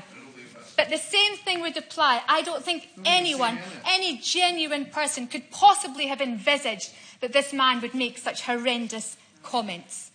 The UK government now need to demonstrate their commitment to promoting religious harmony by applying their own rules consistently in this case. Now, I understand the argument being made by some that we should educate Mr. Trump, we should invite him here so he can see for himself how to build bridges with the Muslim community rather than putting up barriers. This is a man who seeks to be President of the United States of America, and we think we need to educate him. We should be very worried if a man lacking in such education seeks to lead a nation. Absolutely, I just want to finish my sentence. Of course. Making a powerful speech, but can I not suggest that actually this is about buffoonery, and ultimately buffoonery should not be met with the blunt instrument of a ban, but with the classic British response of ridicule? I thank the member for his intervention, and it is within the gift of the British state about which he speaks to deal with Mr. Trump in the same manner as we've dealt with other people. And I accept that you have referred to Mr. Trump's buffoonery, but I have to say that his remarks are condemning an entire religion of faith which I practice. And it may be difficult for people to understand how that affects us, but it does, because he's talking about me, he's talking about my family, he's talking about my children. That is what Mr. Trump's talking about. It is worthy of note, however, that Mr. Trump's policy would make it impossible for me or other Muslim friends of America to travel to his country to make the same case there that we are making here. This Parliament can be extremely proud of its improving record in electing strong Muslim MPs across this House to represent their constituents' interests. But Mr. Trump would ban the new members for Ealing Central and Acton, Hampstead and Kilburn, Wealdon, Bradford West and Bradford East from entering the USA and allowing us to make our case there. I've heard others say that it would only add to Mr. Trump's notoriety to apply our rules consistently in his case. It would raise his profile. Now, anyone who's followed the race for the Republican nomination for president will know that lack of profile is not an issue for Mr. Trump.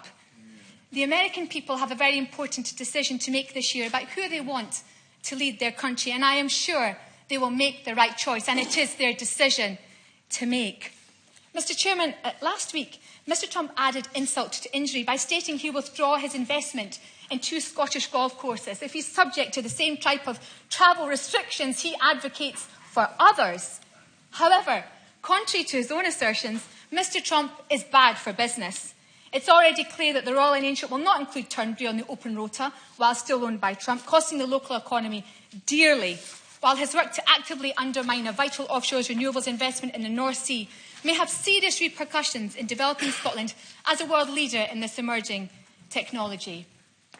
Donald Trump has provided succour to terrorists and promoted racial hatred on both sides of the Atlantic. He has, of course, a right to be wrong, but his statements are dangerous and threaten our public safety and national security. We cannot have laws which are applied differently depending on people's income, public profile, religion or colour. What does that say about us? Our rules and laws must be applied consistently for all. The Home Secretary needs to apply her own judgment consistently in this case, and that is what I am calling upon her to do, and looking forward to hearing from the Minister in his response. Mr Chairman, anything else would be unprincipled and quite simply wrong. Steve Dobbin. Thank you, Sir Roger. It's a pleasure to serve under your chairmanship and to participate in this debate. I'm also a member of the Petitions Committee, and I'm delighted that we brought this debate to the House today, not because we, as a committee, held a particular view, but we just felt, with the number of people that had signed the petition, it was right to air these very important issues. I'm sure, like the hundreds of thousands of people who signed this petition, and no doubt millions of others across the country, I condemn wholeheartedly the comments made by Mr Trump, not only about Muslims, but also about Mexicans, about women, about people with disabilities, and about other minority groups. However, the question as to whether or not we should ban him from this country is a very interesting and a very important question, and one that we need to address and consider head on. This country has a long and strong tradition of free speech.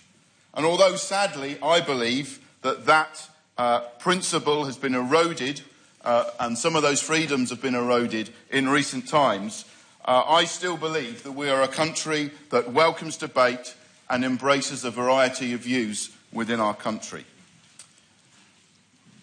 If we were to go down the road of banning Mr Trump because we find his views objectionable or even offensive, where would we draw the line? There are many people who have equally intolerant views. Those who come to this country, those who have already heard, some who live in this country already. Are we to ban them because we don't like the things they say or we disagree with them? The issue at stake here is how our society handles people who have different views than us, even when we find those views strongly objectionable or offensive. The issue of free speech. And I believe it is about when someone crosses a line to incite others to acts of violence, to criminal acts. That is the line that I believe is to be drawn, and that where we differentiate. And I personally don't believe that Donald Trump has crossed that line. He may do it another time, and then maybe we would need to reconsider our views. But as of yet, I don't believe that he has done that. It's perfectly right that the Home Secretary bans extremist preachers when they tell their followers to commit acts of terrorism, to cause harm, hate, to cause pain, and ultimately kill other individuals or community. That's absolutely right that the Home Secretary does that. But I don't believe Mr Trump has done that. If we did, as a country, start to ban people because they said things we didn't like, I wonder how long the list would be. As ignorant, as unpleasant as Donald Trump's comments are, he is not alone. For starters, we'd have to ban the current Prime Minister of Hungary, because he has said, I believe, things equally offensive about Muslims. Mr Chairman, the way we deal with bigotry and prejudice is by confronting it head on, not by trying to avoid it. Banning someone like Donald Trump would risk making him a martyr. I believe we would only fuel his course even further, and in his own mind he would see himself as a martyr, and I believe many of his supporters would feel the same. And what would it achieve, banning him? We live in a global village now. We're not going to stop his views reaching our shores purely because we ban him. In fact, I would argue the opposite. Actually, the promotion a ban would bring would mean that his words and his views are heard louder and stronger than they currently are. Banning him would only play into his hands. So instead of banning Mr. Trump, I'm with those who say, let's invite him to this country. Let's bring him here and confront his views head on. Let's take him and show him what a great nation we are, based on those values of tolerance and freedom of speech. Let's take him to the places that he has spoken about and show him what life in Britain is really like. The final point I want to make, Mr. Chairman, is that I'm actually been surprised at the amount of support that Mr. Trump has received from his own Republican Party. Because it was Ronald Reagan who actually, certainly in my lifetime, was, in my view, the greatest Republican president that the United States have had. Who, far from proposing building walls, was actually all about tearing down walls. It was he who said to President Gorbachev of Russia, if you seek liberalisation, come here to this gate, Mr. Gorbachev. Open this gate and tear down this wall. And therefore I'm surprised that he's getting the amount of support he is, because it seems to cut right against the heritage and the values that I understand the Republican Party are about. Of course I will. Thank you.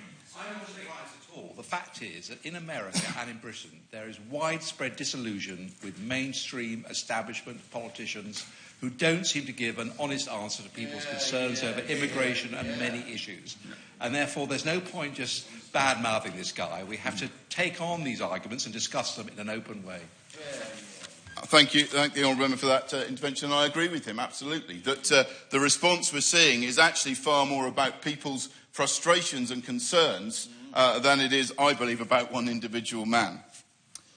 And so, in conclusion, I believe it would be ironic if we were to take the regressive stance of banning Donald Trump because he has called for a ban on Muslims into the United States. I find that entirely ironic, that we would surely be guilty of the same thing that we are criticising him for. It would send a signal to the world that we are scared. Of course, go on. The difference between what Donald Trump has said and what we're saying, we are, well, not we, but members on this side are calling for Donald Trump to be banned because of something very dangerous that he said. He is calling for Muslims to be registered and tracked for no reason, because they've done absolutely nothing wrong. There is a huge difference. Well, I respect the view of the Honourable Member. I personally take a different view, that to ban him would simply be playing into the same fears that he is promoting. It's often been said that two wrongs don't make a right. Well, I want to say that two bans don't make a right. Jack Drenny. Mr. Chairman, it's a pleasure to serve under your chairmanship. America is a great country, the land of the free, one of our oldest allies. Donald Trump is a fool. He is free to be a fool. He is not free to be a dangerous fool on our shores. Now, some of the foolish things that Donald Trump has said. The concept of global warming was created by and for the Chinese in order to make US manufacturing non-competitive. It's freezing and snowing in New York. We need global warming. John McCain's not a war hero. He's a war hero because he has captured. I like people that weren't captured. Okay, I hate to tell you. He then went on to the offensive. He said, I would build a great wall, this is in relation to Mexico, and nobody builds walls better than me. Believe me. And I'll build them very inexpensively. I will build a great wall on our southern border, and I will have Mexico pay for that wall. Mark my words. Now, I will. The Honourable Member makes an excellent case as to why Donald Trump is a buffoon, not a criminal, a buffoon. Those remarks are daft and offensive. I would defend people's right to be daft and offensive. I was chairman of the National Council for Civil Liberties, now Liberty, and I fought to defend freedom of speech throughout my life. But freedom of speech is not an absolute. Neither is there an absolute right for Donald Trump or anyone else to come to our shores. Successive governments have acted to exclude the preachers of hate whose presence would not be conducive to the public good. Preachers of hate, the effect of whose actions and words would be to incite violence, have no right to come to Britain. And if I can give some examples of the kind of people that have been banned. Michael Savage, a US radio host, he said, it was said about him, he was considered to be engaging in an unacceptable behaviour, fostering hatred. He claimed American Muslims needed deportation. He was banned from coming to our country. Yunus al-Astal, Hamas MP and preacher, again found to be guilty of unacceptable behaviour. He'd made a series of anti-Semitic remarks, banned from coming to our country. Pamela Geller and Robert Spencer, founders of the Stop Islamization of America and the American Freedom Defense Initiative, were banned in 2013 by the current Secretary of State for the Home Office when they were due to speak at an EDL rally held on the location of Lee Rigby's murder, as their arrival would not be deemed to be conducive to the public good. And one other example, Savwat Hegazi, an Egyptian television preacher who was, in a quote, the words of the Home Office, considered to be engaging in unacceptable behaviour by glorifying terrorist violence. He had called for violence against Jews. Now, first of all, what has Donald Trump actually said? Of course, legendarily about the total and complete shutdown of Muslims entering the United States. He then went on to say as follows, that 50% of our country, of those polled, agree that Muslims in America should have the choice of being governed according to Sharia. Sharia, he said, authorizes such atrocities as murder against non-believers who won't convert, beheadings, and more unthinkable acts that pose great harm to Americans, especially women. Little wonder that after those remarks, there was a recorded rise in attacks against Muslims in America. Now, why do I argue for the exclusion of Donald Trump? I do so because if I can turn, Mr. Chairman, to the context of us having this debate. There is a uniquely awful threat facing our country, a generational threat of evil terrorism. We are now seeing terrorist arrests at the rate of one a day in Britain. Key to preventing terrorist attacks has been the patient building by our police service of good relationships with the Muslim community through neighbourhood policing. That has been key to the successful detection of terrorist after terrorist in our country. And the nature of terrorism confronting our country takes two forms. First, it's the organised cells organised from Raqqa. And secondly, it is a strategy to radicalise the vulnerable, in particular those with mental illness, and in particular those who suffer from the victimhood encouraged by ISIS. And what makes Donald Trump's presence in our country so dangerous is that in the current febrile climate, ISIS needs Donald Trump and Donald Trump needs ISIS. ISIS needs to be able to say, on the one hand, Muslims, you are under attack. Donald Trump needs to be able to say, on the other hand, you are under attack by Muslims. And that's why I strongly believe that he should not be allowed to come to our country. Just think what would happen in the current climate if he came to Birmingham, to London, to Glasgow, and preached that message of divisive hate. It would be damaging, it would be dangerous, it would be deeply divisive.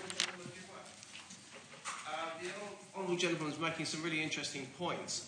The examples that he's used, though, are more surely are about Donald Trump being a bigot rather than hatred. Britain is pretty good at roasting beef. Do you not think it's better that we just roast Trump?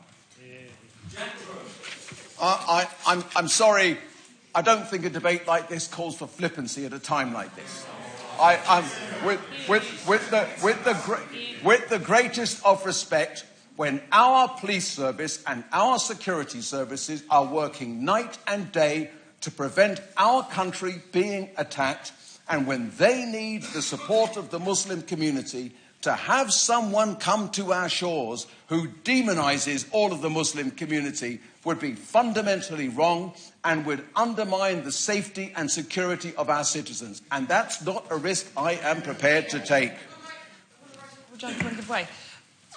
I hear what the Right Honourable Gentleman is saying very powerfully, and that has also been echoed by the Muslim members who have given some powerful evidence about how Donald Trump makes them feel. However, are not British values strong enough to stand up to that? And doesn't it help our Muslim community to hear voices on all sides of this House stand up for the values that we believe in as a nation?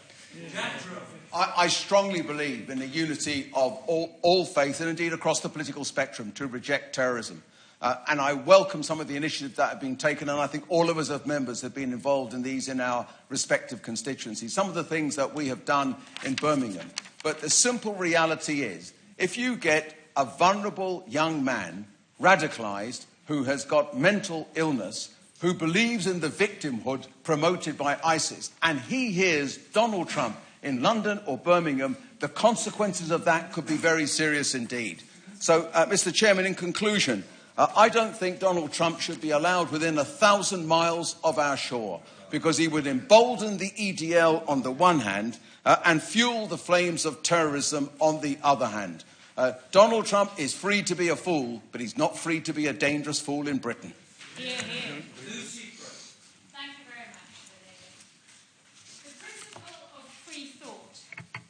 Not free thought for those who agree with us, but freedom of thought for the thoughts we hate.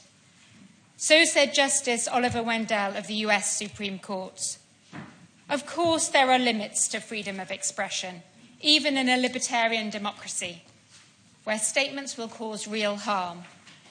But if we fear all outrageous statements, if we fear a swell of support for unpopular views, if we fear challenge, we will not only stifle free thought, we will stifle independence and liberty. We will lose the opportunity to rebut, exposed to argument, analysis and scrutiny. And we will lose the opportunity to win over those who may have listened and silently supported and agreed. Limiting free speech does not always quash unwelcome beliefs. France has more laws restricting free speech than any other Western democracy. It also has Europe's largest far-right party. In 2009, Nick Griffin appeared on Question Time, watched by 8 million people. At the time, the BNP polled 6.26% of the national vote. But in the first general election after that, not only did they fail to win a seat, but they fragmented in the polls. And last week it was announced by the Electoral Commission that the BNP had been stripped of its status as an official political party. Let me just finish the point. The New Statesman referred to the poor performance on Question Time as a factor in eroding Nick Griffin's popularity and the support of the BNP. To persuade those who may share the beliefs of the speaker, we need to do more than silence them. We need to address the real grievances of those who may support them. We need to listen, we need to take note, and then we need to respond. I will give way. I thank the Honourable Member and my constituent for giving way. Does the Honourable Lady know that after Nick Griffin appeared on Question Time, in the 24 hours after he appeared, 3,000 people joined the BNP immediately after he had a platform? It's important to have free speech and so that we have debate. So Nick Griffin's discussion at Question Time will have evoked a number of responses. Of course there will be people, when there is an advocate for something, of course there will always be people who follow them, and that may be a small minority. But what we need to do is put those voices out there in order to slam them down. And that ultimately is what has happened to the BNP. Donald Trump's statement that all Muslims should be banned from the US wrongly categorises an entire religion with a few extremists. His statements should be exposed as such. Now is not the time to ban him. Now is the time to say very clearly that extremist Islamists are wrong and must be rooted out and stopped. Now is the time to say that the Muslim community is not Daesh. Now is the time to say that Muslims have given us such things as algebra and transformed the study of light and optics. These discoveries have founded one of the bases for our modern technologies. But the other real difficulty is that Donald Trump is a presidential candidate. If we ban the leader of every country who made offensive, inappropriate or inflammatory statements, or who took steps that we didn't approve of, we would have a much more limited foreign policy. Indeed, we may not even have a leader of the opposition. Mr. Chairman, I welcome both petitions. I welcome this debate because we live in a democracy which respects freedom of expression. And when people make unacceptable statements, what we need to do is to use our capacity to expose their weaknesses and then ultimately defeat their arguments.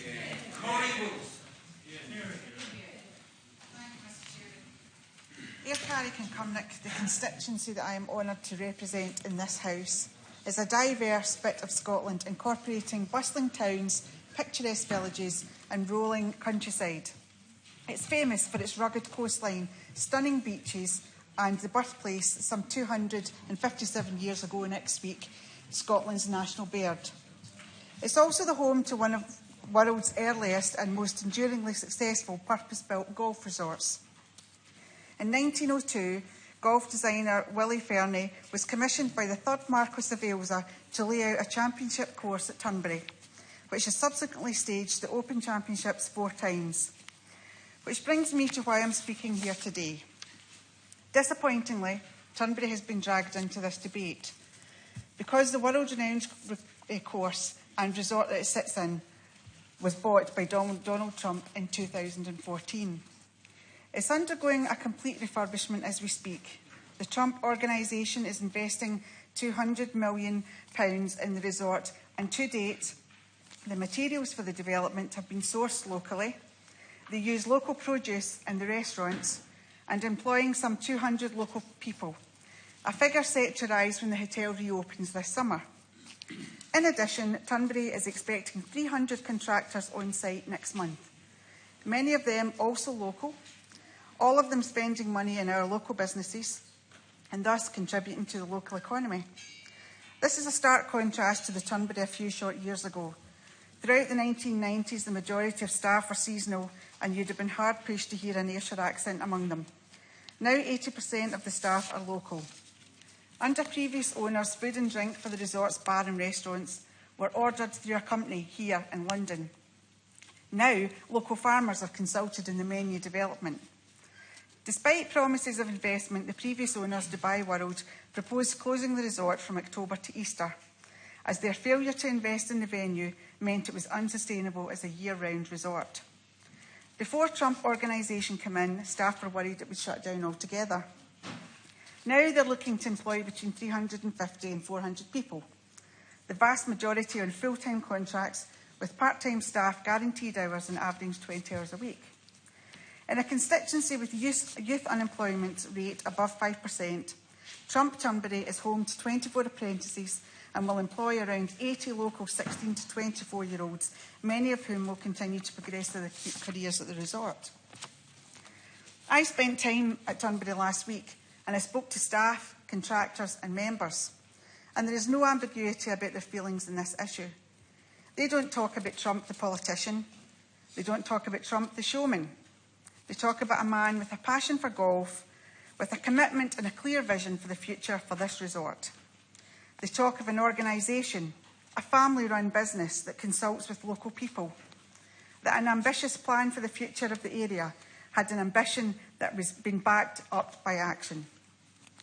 I heard last week from a gentleman who has played at the course for 60 years, who talked of the respect that had been shown to the ordinary members, who talked about how lucky they were that this historic course had been left languishing for years, has now found an engaged benefactor.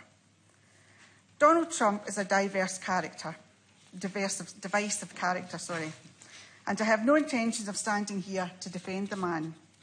His comments on Chinese people, on Mexican immigrants, on women have been deplorable, and certainly don't mirror the type of politics we aspire to in Scotland. The man seems to out-Trump himself, no pun intended, each time he speaks in his bid to gain Republican nomination. And I am delighted that over 500,000 people here in the UK have chosen to call him out on their latest statements by standing up for our Muslim community and signing this petition. However, Air Carrick and Cumnock can't afford to spurn the investment of the Trump organisation because the head of the family business is spouting offensive right-wing rhetoric in an election campaign thousands of miles away.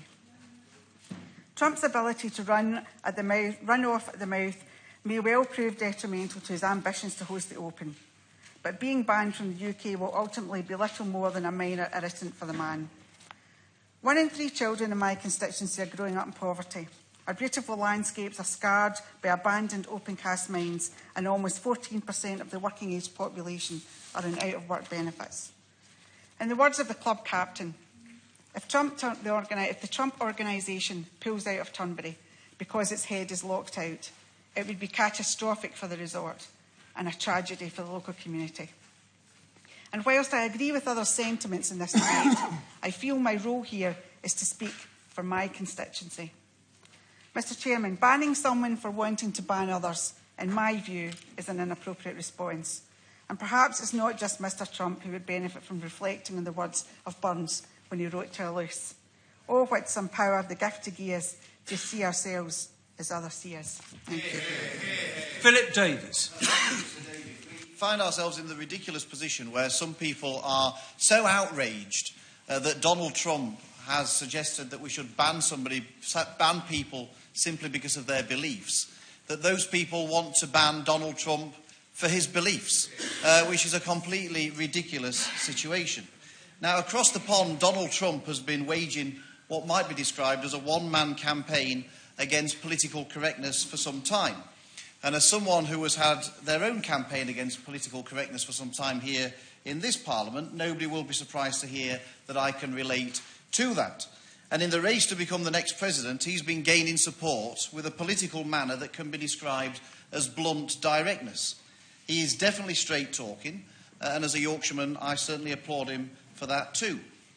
In fact, I think in this country we could do with rather less political correctness and much more straight-talking across the board. And I think many of our constituents would agree. Now, we should be absolutely clear that today we're debating whether or not a man who has a chance of becoming the next president of the United States of America should be physically banned from entering the United Kingdom. By anyone's standards, that is a rather big thing. His offence, to warrant such a call, is to suggest a ban on incoming Muslims to America until, as he puts it, our country's representatives can figure out what the hell is going on. Now, it's extremely clear that in the Western world we are experiencing very difficult and dangerous times. Violent attacks are becoming all too frequent inside free countries, perpetrated by those who seek to replace freedom with religious conformity. The sickening march of Islamic State is something that all right-thinking people are deeply worried about. And it's also clear that one path for terrorists and those who hate our way of life, of living in our Western countries, is to enter as immigrants and refugees. Now, determining what to do about that clear and worrying problem will obviously result in people having differing suggested solutions. Now, some people, and I may be so bold as to say that there will be some people in all of our constituents who will agree with Donald Trump's view, and some will disagree with Donald Trump's view. Now, as it happens, Sir David, I happen to disagree with Donald Trump's view. But whatever people think, surely he should be entitled to have this opinion and to express it, and to give all of those people who have that view a voice in the political process. Now, there was actually an opinion poll on this matter, Sir David, which actually showed that in the United Kingdom, 65% disagreed with Donald Trump and 24% agreed with him. And when that was actually moved into the north of the country, the people who agreed with Donald Trump went from 24% to 35%. Now, by anybody's standards, that is a significant body of the population. Now, lots of people in this room who are always talking about the rights of minorities seem very quiet all of a sudden when people who have a minority opinion have the nerve to express it. What about the rights of those minorities in this country? It's amazing that the people who always preach about tolerance and we shouldn't have any intolerance are always the very same people who are so intolerant of anybody who happens to have a different opinion to them. I'll give way to the honourable gentleman. I thank my honourable friend for giving way. Can I ask him, does he think, are there any limits to freedom of speech then? And would there come a point where someone like Donald Trump should be banned because the words that he said are just so extreme? Because many of us on this side feel that already he is inciting hatred against the Muslim community, both in this country and across the world. Well, I don't accept the honourable gentleman's analysis, but yes, there do need to be some restrictions on free speech, and they are if people are inciting violence or terrorism, then that's free speech should be restricted and is unacceptable. But we certainly should not go around banning everyone from the country simply for voicing an opinion that the honourable gentleman happens to disagree with. I'll give way to my honourable friend. Honourable gentleman for giving way. Sir David, I don't know if I'm sure the honourable gentleman would agree that this motion is actually embarrassing to the UK and makes us look intolerant and totalitarian. And I feel we should almost apologise to the people of the United States. It's for them to decide on Mr. Trump's views, not us. And I think we should also remind people in America that these people over here represent less than 1% of the population of this country. Well, I share the sentiment behind my honourable friend's contribution. I think it is ridiculous, frankly, that we are needing to have such a debate in a country that has always prided itself on freedom and free speech. No, I won't, because other people need to speak. I'm afraid there isn't time. The real issue for me, the honourable lady had her say, the real issue for me is not actually Donald Trump's remarks, but it's actually the reaction to them. He's not a serious threat of harm to our society in any way. The uproar is largely because he's rich, white and politically incorrect. And that, to me, is really the crux of the issue.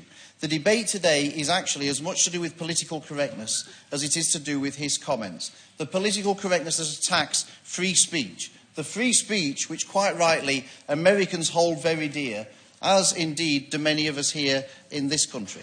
And the irony is, it's that in part because of political correctness that the straight talking of Donald Trump has proved so popular with the electorate over there.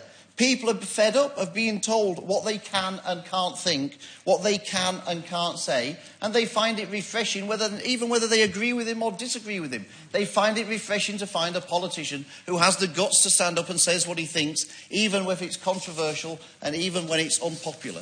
And so, David, in many cases, we should celebrate more often politicians who stand up and say things that are unpopular and things that are controversial. It's easy for anybody to stand up and trot out some motherhood and apple pie and something that's popular. Any old fool can trot out all of that stuff. But it takes real guts to say things unpopular and controversial. And in that regard, I have a lot of respect for the leader of the opposition, who makes a hallmark of saying unpopular things and controversial things. And I will always defend his right to do that too. There are many people who are tolerated in this country because of what we believe in free speech. People who I think will be placed higher up the barred list by many of my constituents than Donald Trump. Those who preach their hatred of all things British from our own soil. Those who denounce freedom generally and hate the Western way of protecting our very important individual freedoms and values. The silencing of opinion that we've seen in both countries only builds up a resentment that otherwise would never exist. There are people in this country who stand up for the rights of foreign criminals who we seek to deport from this country and are unable to do so because of human rights laws. Many of the people who are so keen to ban Donald Trump for entering the country are exactly the same people who are so keen to keep foreign criminals in this country who we're trying to deport from the country. and we're debating whether or not Donald Trump should be banned. It's absolutely ridiculous. It's absolutely outrageous. And I end, Sir David, on the point I made at the start, that for anybody to think that they're so outraged that Donald Trump thinks that people should be banned from his country because of their beliefs, can think that the solution to that problem is to ban Donald Trump for his beliefs, is absolutely ridiculous. You couldn't make it up, and I couldn't agree less than that if I tried. Mr Gavin Newlands. Sir David, it's a pleasure to serve under your chairmanship.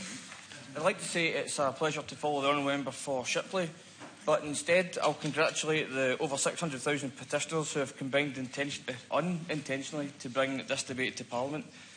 And I'd like to pay tribute to previous speeches made by honourable colleagues and to the honourable member for Newport West, who led the debate in his own inimitable and, on this occasion, balanced manner.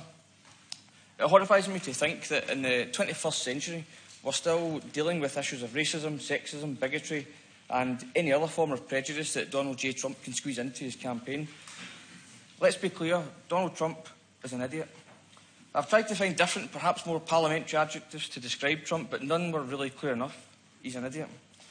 The fact that such a person can get so deep into the selection battle to be the Republican Party candidate for President of the United States, the most powerful job in the world, speaks volumes about how far the once mighty GOP of Lincoln and Roosevelt has fallen.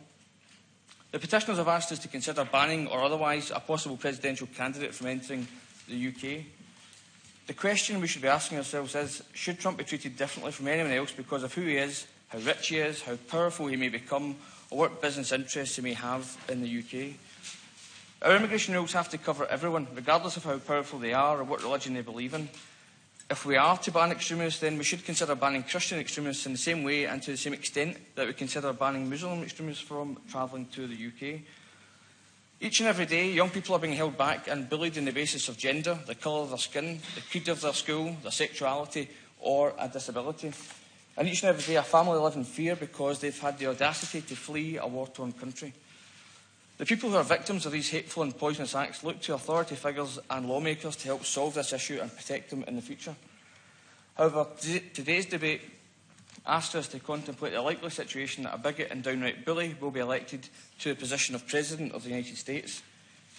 If Trump is able to stand on Capitol Hill next January and deliver the oath of office, it will send a message to bigots, racists and sexists the world over. It will say to the bullies that your behaviour is okay, that bigotry is not only okay but commendable, and it's okay to hate people who may look, speak or act differently from you. The question before us today is how we as a united Parliament defeat the hateful politics of Donald Trump and others like him. I am in two minds about this particular issue. I want to challenge Trump head-on, showing him how ridiculous his views are and defeating his poison by highlighting the contribution that everyone, no matter their background, makes to society. However, I also want us to treat Mr Trump in the same way we treat everyone else who has been banned from the UK. The arguments for banning Trump are based on the principle that we ban other hateful preachers and extremists from the UK, and therefore why shouldn't we add Trump to that undesirable list? It is unclear how many individuals the UK government have banned from visiting the UK. However, in 2014, the Home Secretary indicated that she had excluded hundreds of people from gaining entry in the UK. Therefore, on what grounds would it be acceptable to ban these people but not also ban Mr Trump, who, in the Prime Minister's own words, has also used language that is divisive, stupid and wrong? The Home Secretary and her officials are able to refuse entry to the UK for reasons related to a person's character, conduct, associations, or if their presence would not be conducive to the public good. A list of unacceptable behaviours was published in 2005, which included using means or medium which foster hatred, which might lead to inter-community violence. Mr Chairman, on that basis, in order to ensure that we are operating in a consistent manner, then I see no reason why Trump should be allowed a visa to visit the UK. His racist, bigoted and sexist views are dangerous and divisive. He doesn't believe that women are equal to men, although in reality he doesn't believe that women are equal to men, although in reality I think he believes that no one is quite equal to the Donald. And I do have sympathy with the view that because he wants to ban Muslims from entering the United States, that we should ban him from the UK. I agree with a lot of the arguments put forward by those who would ban him. However, I want to tackle the poisonous views and policies that Trump believes in head-on. The way that we defeat people like Trump is by showing him how outrageous his views in the world are. Sunlight is the best disinfectant. Invitations should be extended to Trump to visit a local mosque, to meet with ordinary Muslims to discuss their beliefs, to meet refugee families fleeing bloody war to hear their stories, to meet feminist and LGBTI groups to debate equality, to homeless shelters, and so on and so on. Let him debate all of these issues and he will soon be found out for what he is, an idiot. Trump's rhetoric is not dissimilar to that spouted by Nick Griffin and the BNP, and where is he now? We cannot and should not be afraid to tackle the views held by Trump and others like him. To do so would mean that they will be able to try and convert others to their cause without being fully challenged. The fight against racism, bigotry, sexism, in fact, prejudice in general is not over. We've got a long way to go to ensure we see equality and fairness throughout the world.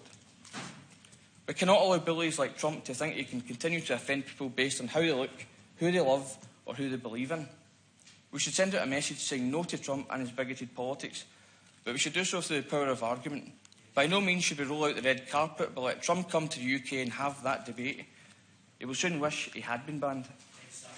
Quasi-Quarter. Thank you, sir. David.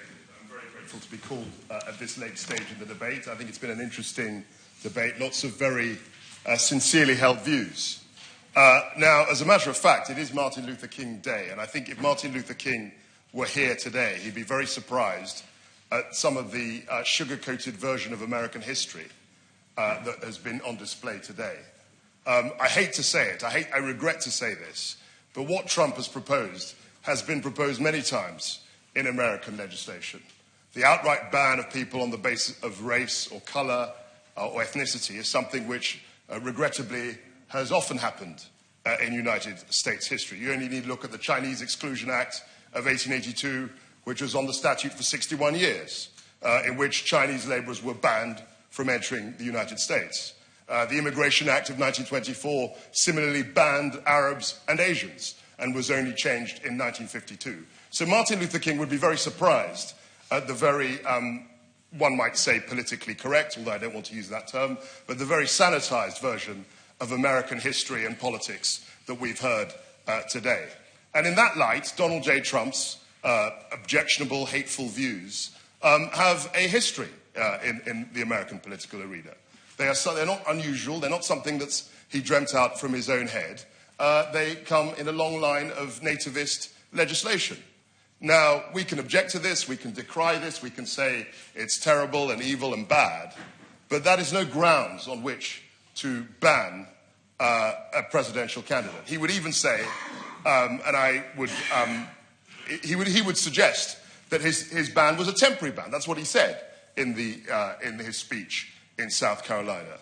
You will note that the Chinese Exclusion Act was not a temporary ban. It lasted for 60 years. The Immigration Acts of 1924 were not a temporary ban on Asians and Arabs. They lasted for 30 years.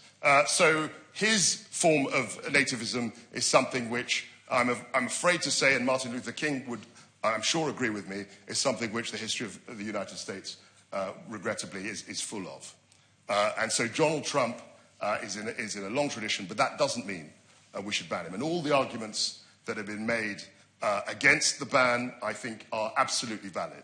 And I will say this, no one has said it, but I will say it in this debate. If the United Kingdom were to ban Donald J. Trump from coming into Britain, that would be the biggest boost for his campaign in America that we could possibly give. Absolutely. In terms of publicity, in terms of the patriotism of the United States, not wishing other countries to impose upon them to try and shape and determine the outcome of their elections. This would be a spectacular own goal. I remember the Guardian attempt in 2004 to stop George Bush from becoming re-elected, from being re-elected in that campaign. And I think a very misguided Guardian journalist, and I mean no slur on that paper, but they had a writing campaign, a letter campaign to the people in Ohio. They'd identified that Ohio was a key swing state, and they got some of their readers to write to individual electors in that state, urging them not to vote for George W. Bush.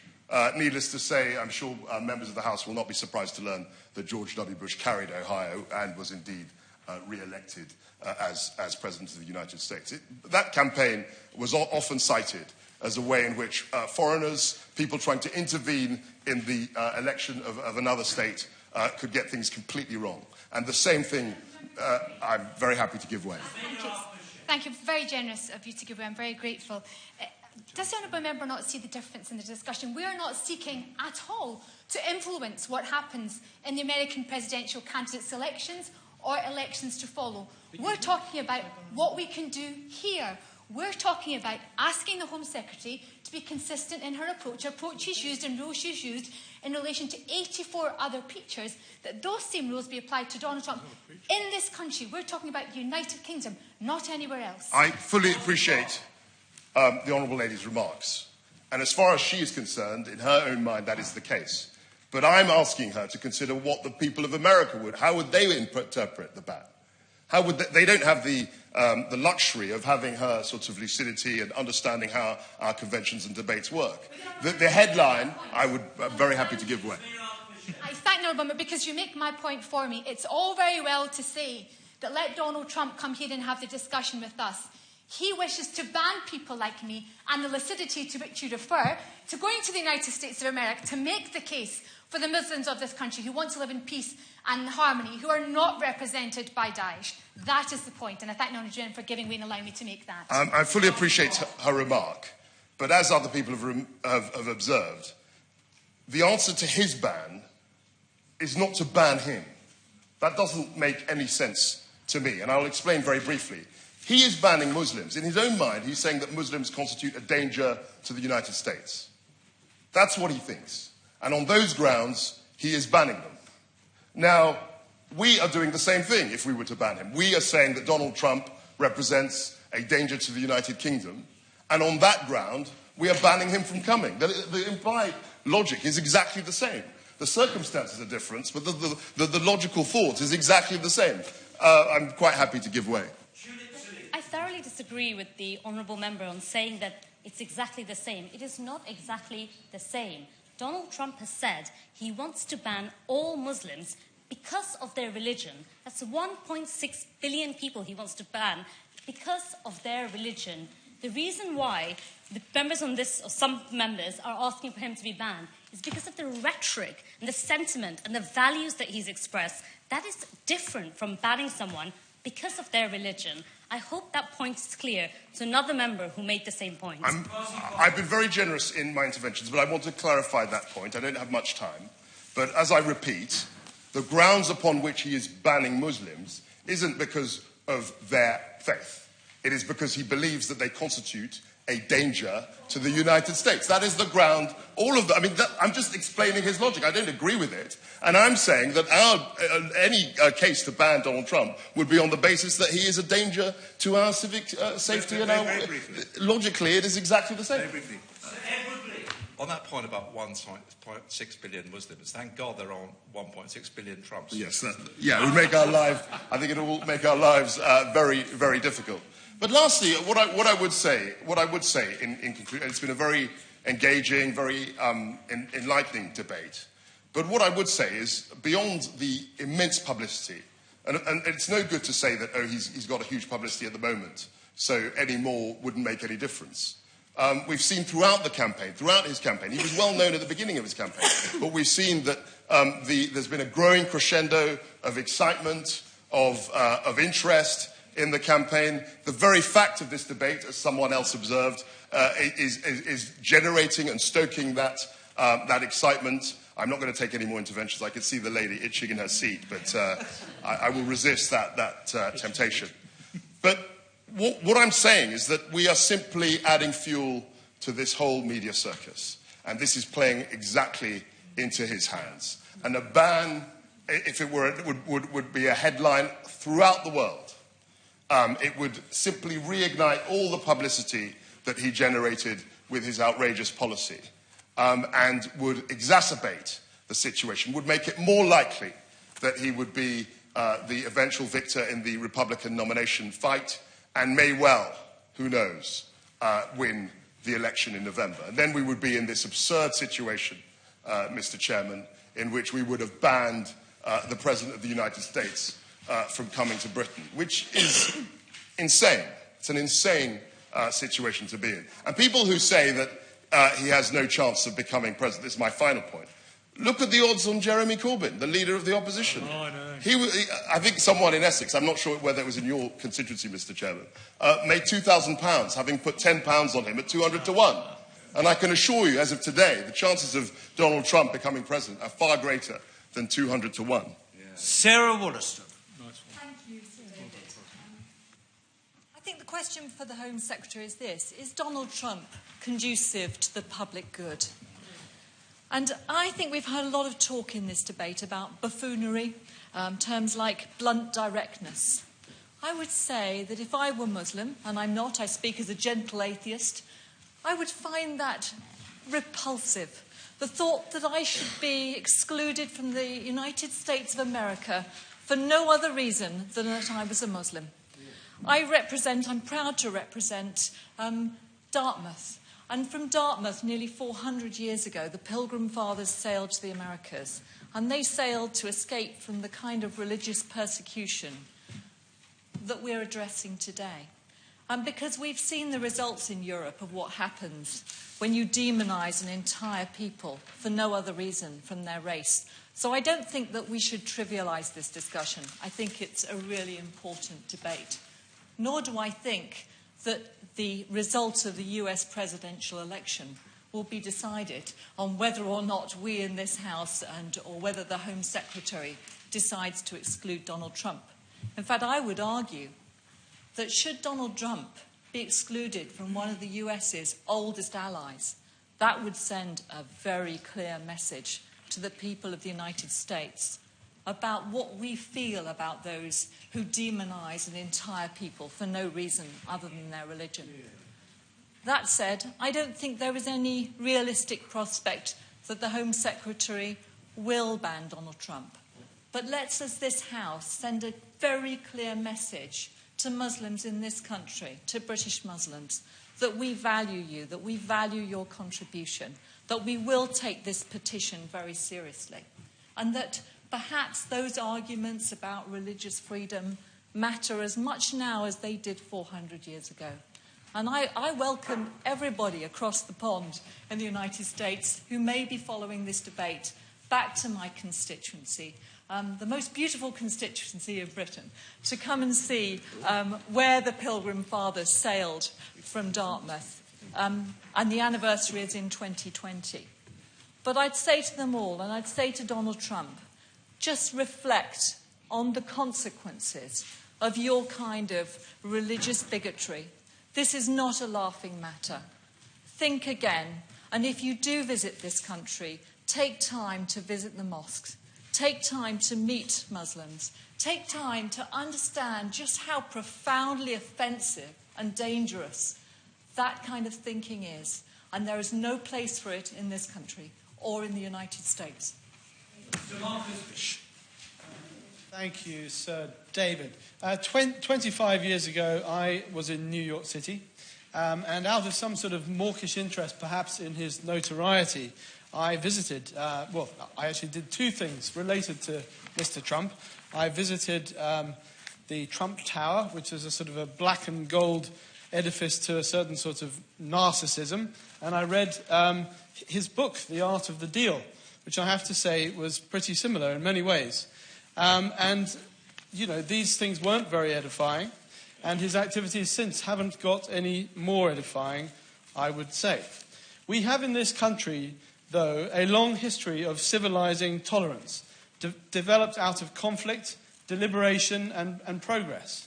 This place, Westminster Hall, is a place of particular resonance in that history, where overbearing attitudes have been brought into line with the thinking of the day, sometimes with force, even when held by the most powerful. King Charles I was sentenced to death just a few yards from this place.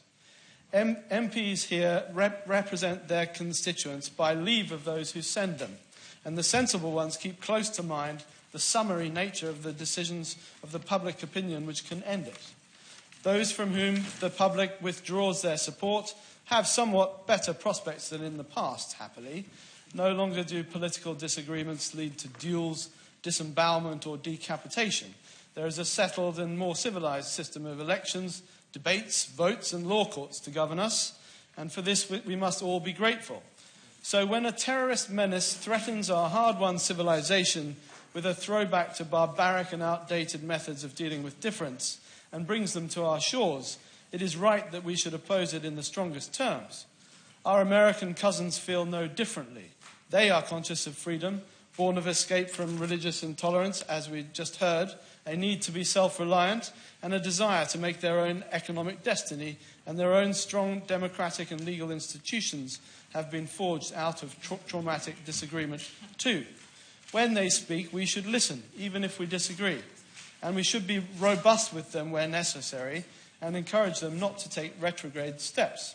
And so back to Mr. Trump, the Donald, the orange prince of American self-publicity, more public now than usual because he will be running for president if he wins the nomination as Republican candidate, and possibly be close to the presidency should Bernie Sanders and not Hillary Clinton be selected as the Democrat candidate. He has said things which many of us would not, and the addition of celebrity has been somewhat grotesque. To say he would ban Muslims from entering America was too simplistic, unhelpful, and wrong. But I don't think there is evidence he does not believe in democracy itself. So talk of fascism is, to this point, a bit overblown, notwithstanding his bedtime reading might have left quite a lot to be desired, as we heard earlier. While cynically expressed and exploited by Mr. Trump, people's concerns about the terrorist challenge do need to be addressed. However, we need to work positively with Muslim communities, not demonize them. Where better for Mr. Trump's spurious opinions and characterizations to be debated and debunked than here in the UK, the crucible of modern democracy, in which heads are no longer lost for dissent.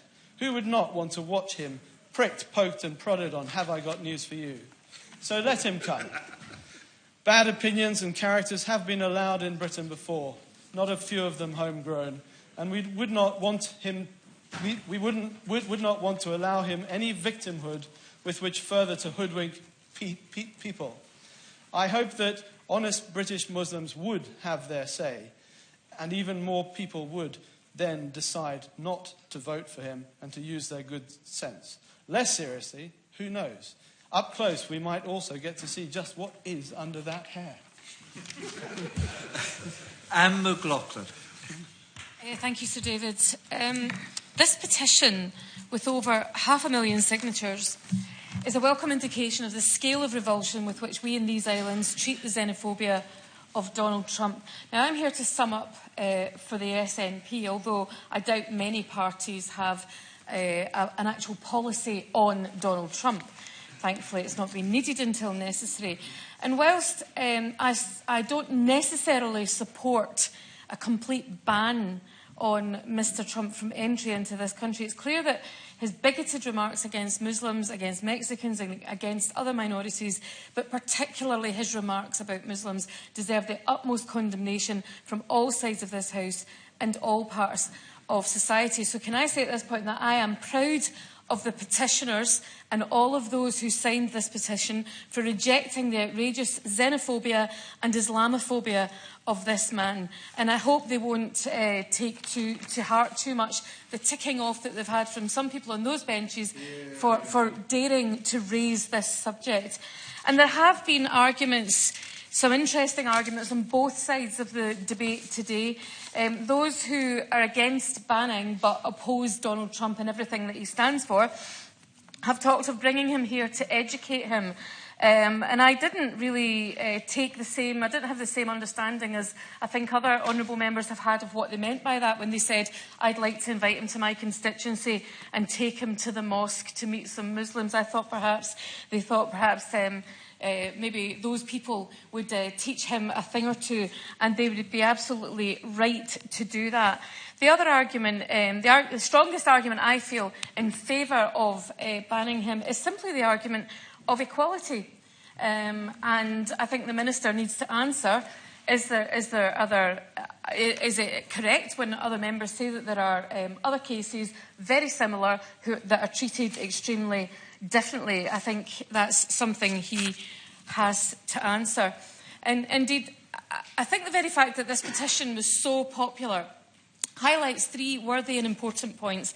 The first is that we in these islands reject wholeheartedly the notion of discriminating against anyone on the basis of their religion. The second is that it points out that individuals of power such as Trump are happy to demonise others, but would never consider that they themselves could be treated in such a fashion. And thirdly, the public revulsion in this country and in the United States, because let's not forget there was an outcry in the United States from the many good people in that country to the statements of this public figure, highlights the fact that Trump's statement goes against all of the shared Enlightenment values that ties the states and the countries of the United Kingdom together. And whilst we can recognise that his statements were distasteful, we should also note the hypocrisy of this son of an immigrant, of a religious minority, advocating the being so bigoted against other migrants and religious minorities.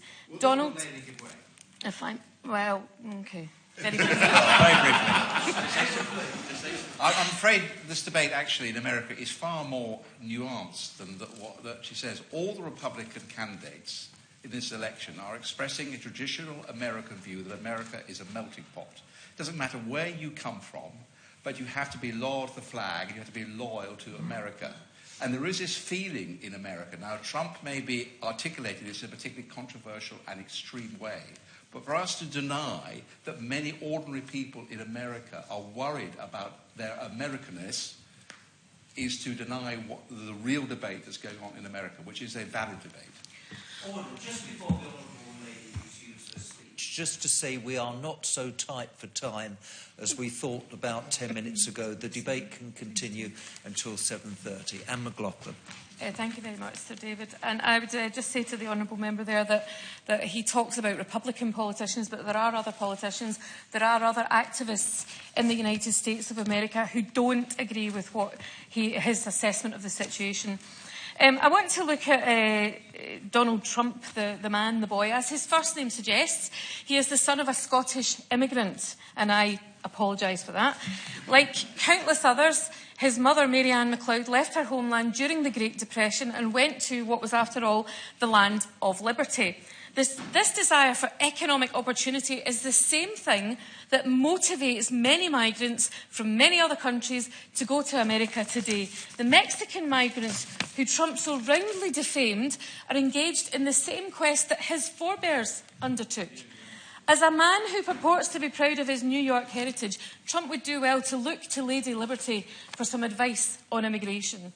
Of course, we would also do well to remind Donald Trump, as the son of a Scottish Presbyterian, of the countless generations of immigrants who left these shores and went to the US in search of religious toleration. The Puritans may have got a shock when they landed on Plymouth Rock, but they certainly did go on to forge a society where your religion was, to a greater or lesser extent, irrelevant in public life. So whilst trailblazers like Al Smith and John F. Kennedy still faced anti-Catholic prejudice when they ran for office, they were always able to fall back on the fundamental truth that religious bigotry goes against all of the Enlightenment values that America shares with Europe. It is easy for those of us protected by this parliamentary bubble to consider proposals and rhetoric such as Trump's as being distasteful, opportunistic. Some people thought it was funny and crude. But all of us in public life have a duty to work for the common good and to oppose discrimination. And I don't think anyone in here would disagree with that. Yep. I thank the Honourable Member for giving way. The Honourable Member said earlier on in her speech that she hoped that the Home Secretary would consider whether this case was any different from the others that were raised. Does the Honourable Member not think that this case is considerably different from the other cases, in that this is a presidential candidate? And if a presidential candidate was banned and became president, then in those circumstances, then the ability to forge links and discuss policy on a whole range of issues would be extremely difficult. Well, that is why I'm summing up and I'm giving, I think, both sides of the argument. I'm just maybe a bit more vociferous in my opposition to Donald Trump, the person. I do understand that. I understand that argument. But the way that I see it being different because he's a presidential candidate is that he should be less likely to get away with these things because he has far more influence over many more people. When you have someone of... Yes, I'll give way to my honourable friend. Christine. Thank you, Sir David. But surely the point is that Donald Trump wants to ban parliamentarians from this parliament entering America, so he should know better if he's a presidential candidate. I completely agree with that. He should know better. And it kind of, made me smile to myself when I heard arguments from members opposite saying that we should not be interfering in anybody's chances in the political processes, and yet we have MPs in this Parliament that he would stop from visiting his country. When you have someone of his prominence running for the most powerful political position on this planet, actively encouraging discrimination as state policy, that divides communities. It can't do anything else. That example leads to countless acts of low-level bigotry and hatred which will never be reported. But I want to turn to some of those examples which have been reported and the rise, not just down to what Donald Trump said, but his like in Islamophobia. A friend of mine who is an SNP councillor in Glasgow talked after the Paris attacks of his son being afraid to walk to school because he was seeing the headlines on the front pages of newspapers, and one in particular claiming that a significant percentage, and I think it might even have said a majority of Muslims supported terrorism. That child was frightened to go to school. And when some Muslim children are going to school, they're being called terrorists and bombers. They have absolutely no connection to any of the terrorist activities that are going on. Today, David Cameron announced funding to assist in English language lessons. Now, I agree we should be supporting people to integrate. We should be supporting people, not forcing people. But my understanding is that this funding is for Muslim women. Well, what has religion got to do with the English language? And how will that work? Will people, Muslim women, be routinely tested to see if their English language skills are up to speed? Has my honourable friend beside me already passed that test, or does she have to take a test in English? It's ridiculous. And if he did indeed say that the money was for Muslim women, not women who don't speak English, but Muslim women, and that's not just how some of the press interpreted it, then that is wrong and in itself will assist Islamophobia. Now, I'm sure it's not deliberate, but we all need to remember that language is so important, and we all would do well to mind the language that we use. But Donald Trump, it wasn't just the language that he used, it was the intent behind a prepared statement. Now, in pre-war Europe, the Jews were forcibly registered. Donald Trump called for Muslims not to be just banned from coming into the country, but to be registered and to be tracked. And to my mind, there is no difference between that and what they did to the Jews in pre-war Europe. And that leads me on to a number of questions that I have for the Minister. Firstly, does he agree with his colleagues, some of his colleagues, that the impact of Donald Trump saying what he did is no greater and no more dangerous than their constituents saying it to each other? Secondly, is he comfortable that somebody like Donald Trump will automatically be allowed to come into this country when I know several people who cannot get their wives or their husbands into the country even for a visit? And I see he's shaking his head. But are they not as deserving of the right to visit this country? If he is allowed to be allowed into the country, will the immigration minister be expecting Donald Trump to retract what he said before he comes in here? And another question, if the president of China had called for all Christians to be refused entry to China, would he still have been invited to this country last year? Or would we have been saying, oh, but he's the president, because so many have said, oh, but he might be the president. I will when I finish my sentence. He's the president, or he's got the right to offend. Oh, but lots of my constituents think like that. Would he get the same treatment that Donald Trump is getting from this government? Very pleased. On that very point about banning heads of state, it's widely known that Mecca has been banned for Christians for hundreds of years, yet we entertain and have entertained the King of Saudi Arabia. Indeed, Mecca and Medina are banned, prescribed for Christians. I would just say that there are a number of other people that I'm not comfortable that they are cozying up to the UK government's cozying up to them for a number of other reasons, Saudi Arabia being amongst them. Does the Minister agree with me? I'm not expecting that the Minister's writing all these down and is going to answer them all, but I live in hope. Does he agree with me that my honourable friend, the member for Oakland and South Perthshire, always gives top-rate, passionate speeches about her personal commitment to equality for all? And is it acceptable for us to welcome in the man who would stop my honourable friend and her children from entering the United States? And finally, my final question, that is, not my final statement, will the Minister join me in condemning the nasty, abusive, racist tweets that my honourable friend has sat here receiving on account of her daring to speak out against Donald Trump? And does he think Donald Trump's statement, his anti-Muslim statement, may have contributed to the abuse that she is constantly having to put up with? I've completely lost my place now, but no, I haven't. So, Donald Trump is on the record as saying that his second favourite book after the Bible is The Art of the Deal, written by one Donald J. Trump. Perhaps it would be beneficial if he spent more time reading the Constitution of the United States, because, as President Obama's press secretary pointed out... I certainly will. I thank the Honourable Lady for giving way, and she's making a very good speech in actual fact. But on the point about the Constitution of the United States, Donald Trump has actually suggested that Cruz can't stand for the presidency either. I wonder, Cruz, who's the other Republican candidate, in the election race. So it shows it's not just in a way confined to Muslims, but it's confined to other people. So the man's whole attitude is questionable, and where his direction is going politically. But more importantly, where is the Republican Party going, putting two candidates up like that? One is as bad as the other. That's absolutely, I agree with that, and it is a matter for that political party, but it's a very good point to raise, and maybe a very good reason for us all to be supporting Hillary Clinton to become the next President of the United States. Oh, I'm sorry, I forgot I'm not allowed to comment on the presidential elections. But as I was about to say, as President Obama's press secretary pointed out, Donald Trump's statements make him unfit to be president, because he cannot pledge to uphold the Constitution of the United States if he doesn't believe in religious liberty and freedom from discrimination. Or is he going to amend the Constitution on his own? And how would the people of the United States put up with that? And whilst Trump's right-wing rhetoric might help him pick up votes in the primary, in the general election, the vast majority of voters in the States will no doubt be horrified that such an individual could lead them on the world stage.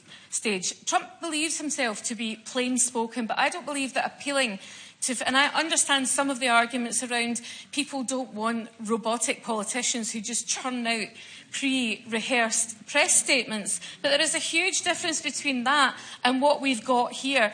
And I don't believe that appealing to fears and prejudice is a language and common sense of people either here or in the United States.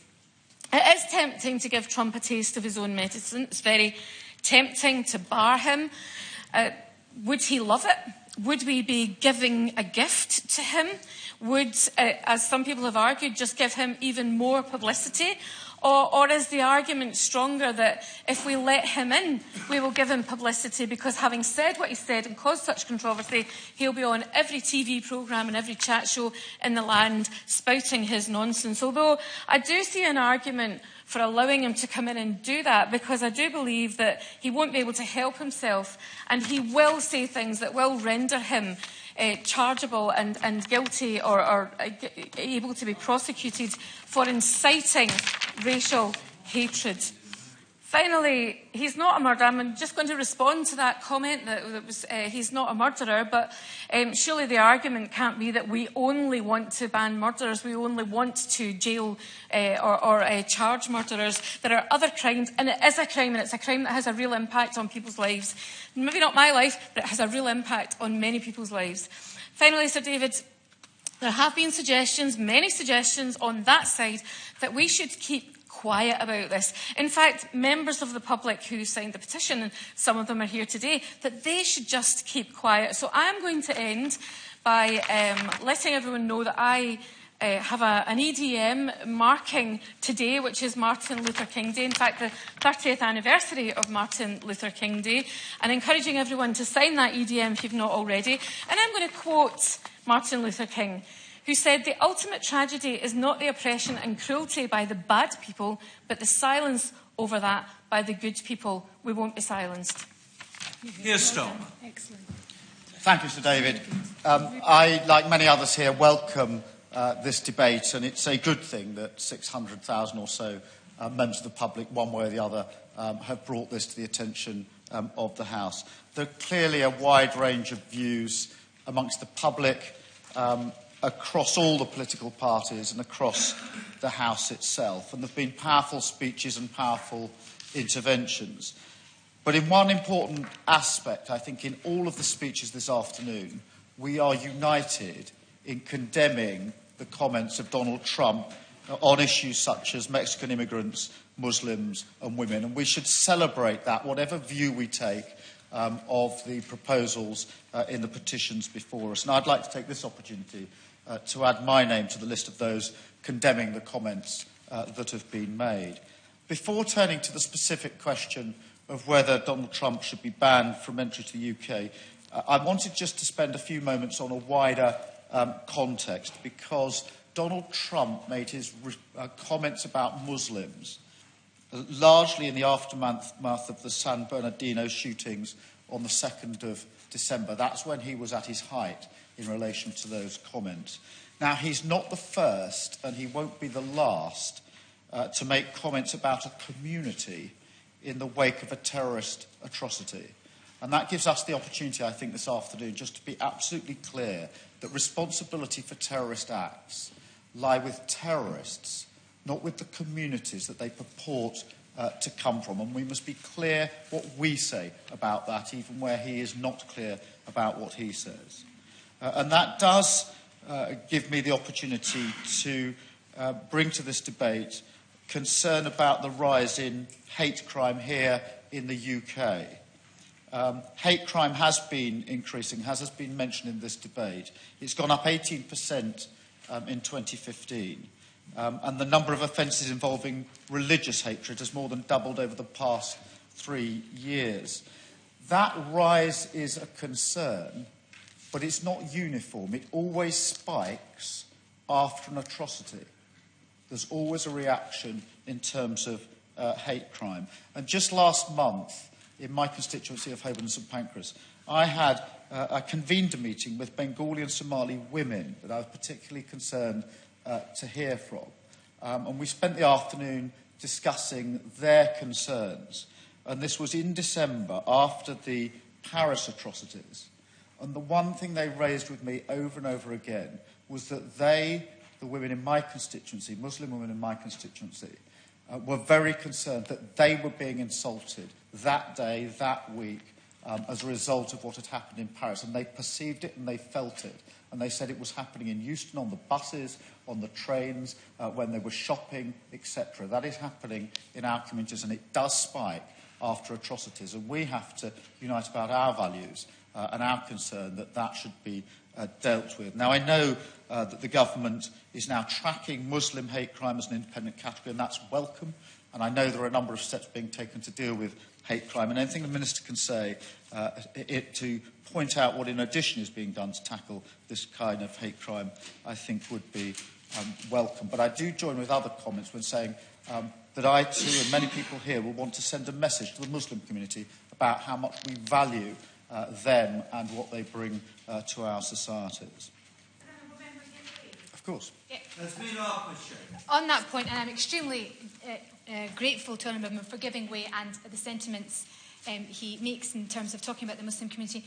Can I also say to Honourable Member, and I think it's important to put on record, that the Muslim community condemns all type of bigotry, racism, regardless of who is spouting that. There seems to be a misconception, not least that's happened throughout this debate, and I refer to comments that I've received during it, that for some reason we think it's acceptable for Muslims to speak in derogatory terms about people of other religions. I think it's very important that we put on record that that is absolutely not the case. Wherever the bigotry, racism, hate speech is coming from, it is not acceptable, regardless of who might be delivering the message. Well, I'm very grateful for that intervention, because I do want to just say a few comments about part of the debate this afternoon about this simplistic approach that says, well, because he wants to ban Muslims, we shouldn't ban him. It is far too simplistic. what lies at the heart of his belief that Muslims should be banned is that he thinks they're all dangerous. That's not buffoonery. That is absolutely repugnant. That is not what leads anybody in this debate, anybody who signed that petition, to suggest that Donald Trump shouldn't come here. It's a very different situation, and that is why his comments are so offensive to that whole community, and of course to women and to Mexicans as well. It's because of the assumptions and the belief that lies behind them. They are, of course. I don't in any way condone what Donald Trump said, but I don't think it's right in fair dealing to say that if you ban all of X, that means you think that all of X are dangerous, all of whatever group it might be. What you're saying,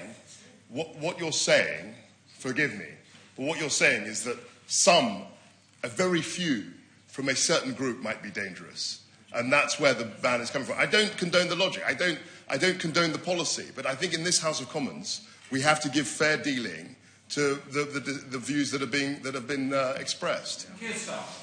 I'm grateful for that intervention. I think we have to be very careful about equating the views of people in this House, members of this House, who call for a ban, and the views of Donald Trump. And I'm afraid, for my part, they do edge towards treating a whole community as a suspect community. It may be, of course, that he doesn't think each and every member of the community, but this has happened before in history, many other contexts, where a whole community has been treated as a suspect community, and we've stood against it in the past, and we should stand against it now. Now, one of the measures, of course, yes, of course. Giving way. And he comes to this debate with considerable learned and legal experience. Isn't this debate can be tied up in whether Mr. Trump's comments were, as have been described, outrageous comments, or simply, as some of us believe, hate speech? And as his colleague from Birmingham pointed out, there are others who have been banned from this country for saying exactly the same things. I'm grateful for that intervention. I will come to that, if I may, in just a moment. I am going to deal with that specific issue.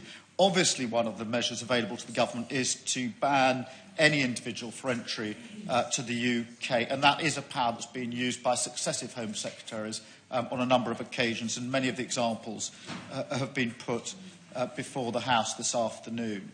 It is a power that should be applied equally to everybody, whatever their wealth or power, and I think that is important. And I don't hold the view that because someone is a presidential candidate, that gives them any special category. They should be judged in the same way as everybody else on the basis of what they've actually said or done. Of course. Sarah Woods. Does the honourable gentleman agree, however, that the consequences of this kind of hate speech are greater when they come from high-profile individuals? And as I say, the heart of this debate is whether or not Donald Trump's presence in the UK is conducive to the public good. And we've heard repeatedly about the kind of harms. In fact, the honourable gentleman himself has elucidated the kind of hate crimes that we're talking about here. I'm grateful for that intervention, and I do accept the substance of it, that certain words in the mouths of certain individuals are more likely to provoke a reaction. The question is, what's the test for a ban, and whether it has to be linked to public disorder and violence rather than simply offensive. I will come to that, but I do accept the premise that different people will provoke different reactions, sometimes according to who they are. The more simple point I'm making, or the narrower point, is that simply because he has particular wealth or power or particular position shouldn't affect the application of the same rules to him as they'd be applied to anybody else. But the threshold for banning is relatively high, and the power is relatively rarely used. The test, of course, is whether an individual would be their exclusion from the UK would be conducive to the public good. And in 2005, as has already been mentioned, that was extended to unacceptable behaviours, and that was spelt out. And it is worth just going through the way in which those behaviours were set out as a list of indicative factors in 2005. And there were 4 examples: fomenting, justifying or glorifying terrorist violence in furtherance of particular beliefs, seeking to provoke others to terrorist acts, fomenting other serious criminal activity or fostering hatred which might lead to intercommunity violence in the UK. So the touchstone has always been words which provoke a response which has an element of disorder or violence in it. And so it is quite a high threshold. And examples have been given of some of the cases that have fallen under those provisions. They were given at the outset of the debate we've had. Now, there's no doubt, I think, that some of Donald Trump's comments have been offensive, shocking and disturbing. And I join with those that say they're not funny. They are repugnant.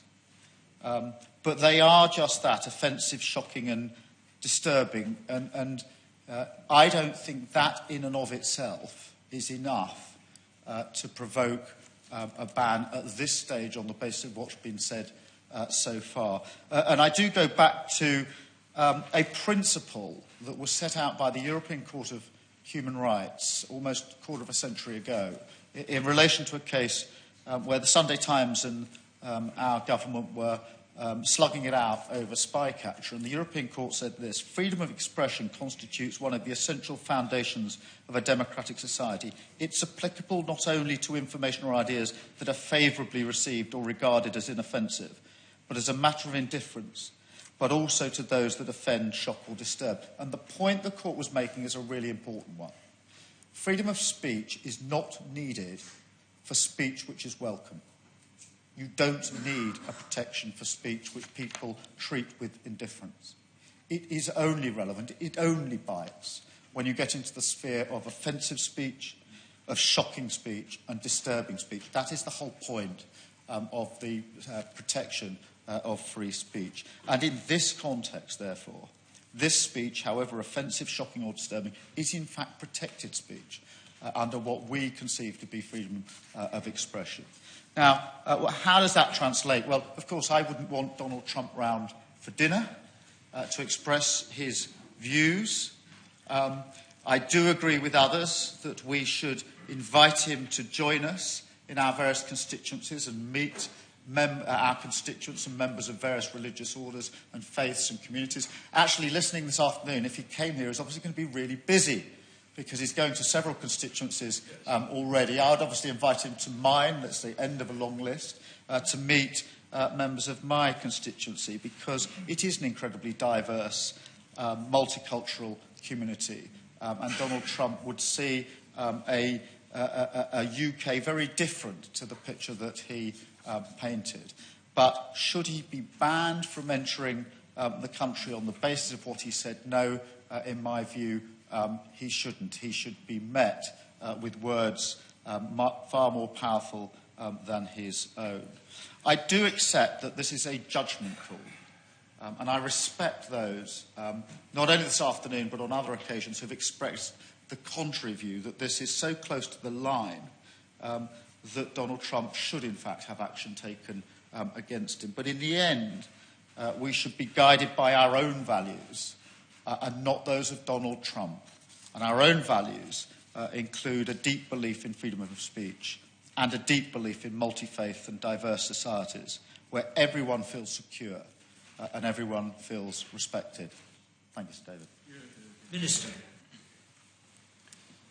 Thank you, Sir David, and it's a pleasure to serve under your chairmanship. Can I also, at the outset, congratulate the Honourable Member for Newport West for the manner in which he has opened this debate, underlining the reasons why we are debating this issue, the importance that in this Parliament we attach to petitions, those supported by the public when they reach a threshold, so that that actually provides voice for the public in this House. And I think that that has been an important addition to our processes.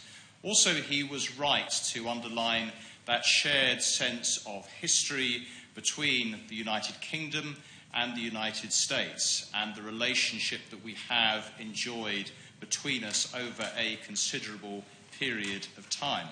I think today's debate has also, as we are debating issues of freedom of speech, underlined the value and importance that this House places on that, and our ability for all different views, all different perspectives, to be able to argue those points clearly and effectively through the impassioned debate that we have had this afternoon. Before I respond to a number of the points raised during this debate, there are a few things I want to say at the outset. Britain is a successful, multiracial, multi-faith, multi-ethnic country. Our strength derives from that diversity. Life in our country is based on fundamental values that have been shaped by our history. They are supported and shared by the overwhelming majority of the population. The rule of law, democracy and individual liberty, freedom of expression, the mutual respect, tolerance and understanding of different faiths and beliefs. These make the foundation of our successful pluralistic nation. They unite us and help our society to thrive. I am proud that our country has so many vibrant, diverse communities constituting people of many faiths. And I celebrate the contribution made by British Muslims in this country in every sphere and in every walk of life. From those who fought in the trenches in World War I and fought fascism in World War II, to the businessmen, doctors, nurses, teachers, members of our armed services and members of this House, some of whom have made powerful and impassioned speeches this afternoon. And they are proud to be both British and Muslim without any contradiction. Yes, the threat from terrorism, both at home and abroad, is serious and it is real. We have seen the damaging and corrosive effect of extremism in our communities. But suggesting that the solution is to ban Muslims who have done nothing wrong ignores the fact that extremism affects all communities and hatred can come from any part of society. It ignores that Muslims are themselves far too often the targets of extremism and hatred, and that around the world many Muslims are killed by terrorism more than any other group.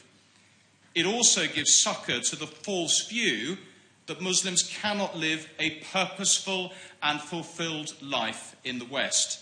Such assertions are fundamentally wrong, and as a country we could not be clearer in saying that. If we are to defeat the threats we face, we need to work together. We need everyone to play a part in stopping the poisonous spread of extremism and helping to protect vulnerable people from being brought towards its twisted ideology. It is that approach this government is seeking to foster. Because we have seen the devastating impact radicalisation can have on individuals, families and communities. And because around the world, more than 1.5 billion people of different nationalities, different outlooks and different political persuasions live peacefully practising the Muslim faith. We must protect those who might be vulnerable to the poisonous and pernicious influence of radicalisation. Work with faith groups, community organisations and mosques across this country. This is a job for all of us, and we continue to work in partnership with communities of all faith backgrounds to challenge those who spread hatred and intolerance. We must work with the overwhelming majority of people of this country who abhor the twisted narrative that has seduced some people in our country, and challenge those who use a warped version of faith to undermine our fundamental values. Now, many of the contributions from honourable and right honourable members this evening have focused on Donald Trump's call for a temporary shutdown of Muslims entering the United States. The Prime Minister has said his comments are divisive, unhelpful and quite simply wrong. And I reiterate his view and profoundly disagree. And in Mr. Trump's comments about the UK and London in particular, again, he could not be further from the truth. We should all be proud of London's status as one of the world's most diverse and tolerant cities, and of the police's role in keeping the entire city safe, working in all communities to protect people from radicalisation. And I pay tribute to their tireless work. I will give way. He mentioned the Prime Minister. Before he sits down, would he commend the Prime Minister's article in the Times today, in which he says that the key to good race relations is full integration? And the Prime Minister points out there are still a worryingly large number of Muslim women who do not speak English and who are not in the jobs market, and he wants to improve the situation. Would he commend the Prime Minister? Well, I agree with the policy that the Prime Minister has rightly identified today in seeking to ensure that language is there to ensure that we help migrants to better participate and integrate in everyday life. That is the building block behind the policy that the Prime Minister has rightly identified, and how equally he is being prepared, I think, to look at some of those uncomfortable facts on the fact that 22% of British Muslim women in 2011 spoke poor or no English, compared to only 9% of British Muslim men. I will give way in just 1 second. And therefore, it is how we can target that support at those communities in the greatest need. And that's precisely why Louise Casey has been engaged as part of her work to go about that. I give way to the Honourable Lady. Does the Minister understand the point I was making earlier, that making this available for migrant people who don't speak English is different to saying that you must do it if you are a Muslim woman? And it shouldn't be aimed at a religion, it should be aimed at people who require the support. Well, Sir David, this is not a Muslim-only scheme, and the point that I rightly make is that it is targeted on those communities that are most impacted, most affected, but equally why I make the point about the 22% number that I think the Prime Minister has rightly highlighted in the context of his speech today. Now, to address the issue of exclusion, the Home Secretary has the power to exclude a national from outside of the European Economic Area and refuse them entry to the UK if the Secretary of State has personally directed that the person's exclusion from the UK is conducive to the public good. This power is derived from the royal prerogative and is exercised by the Home Secretary in person. Exclusion decisions are not taken lightly or in isolation. The Home Secretary makes every decision on a case-by-case basis, taking into account the information available and a wide range of policy and operational factors.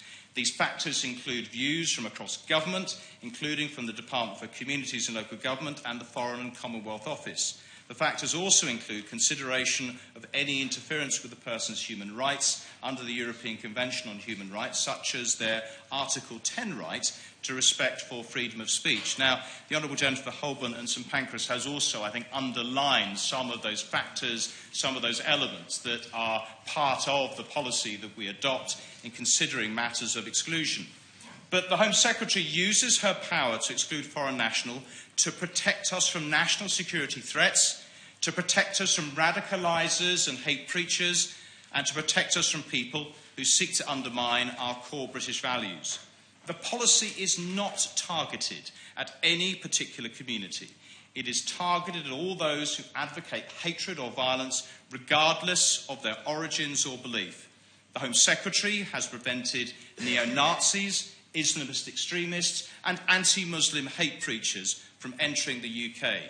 She has excluded more preachers of hate than any other Home Secretary before her, 103 since 2010. And she will continue to use the exclusion power against those who seek to do us harm. Now, the government has a long-standing policy of not routinely commenting on those who are being considered for exclusion for sound legal reasons, and I will maintain that position this evening. But what I can say is that the US remains our most important bilateral partner. It is in the UK's interests that we engage all presidential candidates, Democratic and Republican, even though we may disagree profoundly on important issues. Where there are clear differences of opinion, the most effective way to influence our American partners is through a frank and open exchange of view, in taking on those arguments. And today's robust debate has, I think, provided a platform to do just that. I can see the Honourable Lady would like to catch my eye. And the clock. I thank the Minister for letting me in again. I almost forgot what I was going to say. The Minister said that the Home Secretary has a policy position of not commenting on people that are being considered for the exclusion list, does that mean that he can neither confirm nor deny that Donald Trump is being considered for that exclusion list? Well, as I say, that we do not comment on individual matters, but I would say that what the Chancellor of the Exchequer has rightly underlined is saying that the best way to defeat nonsense like this is to engage in robust democratic debate and make it very clear that Donald Trump's views are not welcome. Now, we've also had comments in relation to Donald Trump's comments in respect of investment in Scotland. And clearly the appointment of Global Scots are, of course, a matter for the Scottish Government. The UK Government has never given Mr Trump awards or appointments, honorary or otherwise. Mr Trump has threatened to withhold investment in Scotland in response to the calls to ban him from the UK. Now, over the years, Mr Trump has made a number of different statements about the scale of his investment in the UK and his willingness to maintain them. The UK is the #1 destination in Europe for inward investment, and the World Bank has ranked the UK as the 6th easiest place in the world to do business. So any organisation that makes promises about investment in the UK should live up to those promises. In conclusion, Sir David, we will not win the fight against extremism by demonising communities and tarring an entire religion because of the actions of a few. And we will not defeat the threats we face by acting in isolation. We will win the fight by working together, standing shoulder to shoulder with people of different faiths and different backgrounds, defending our values, and by showing that division, hatred and hostility have no place in our societies. Mr. Paul Flynn. I think the triumph of today is that we've had a debate that's been seen by many people outside, including the United States, and they've seen Parliament at its very best. We've had a diverse debate from a diverse Parliament. And I believe it reinforces the need for the Petitions Committee, a very young committee, an experimental committee that's going very slowly, building a role here.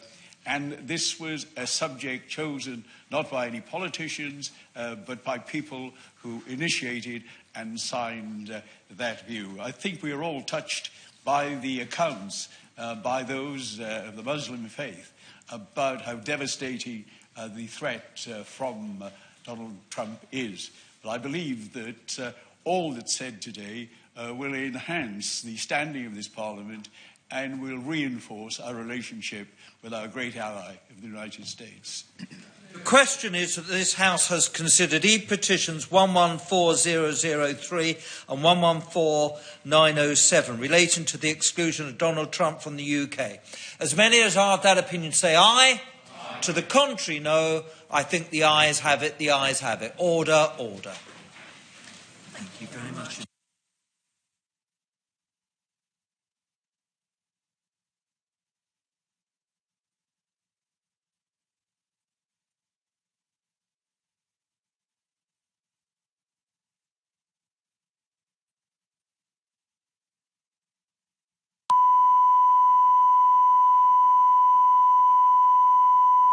Grand Committee Room ident.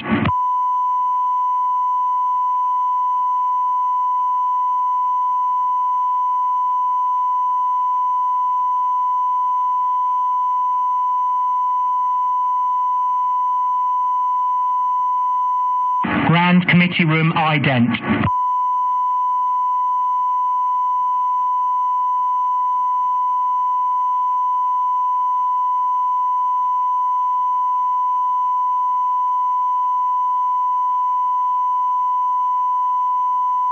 Grand Committee Room ident.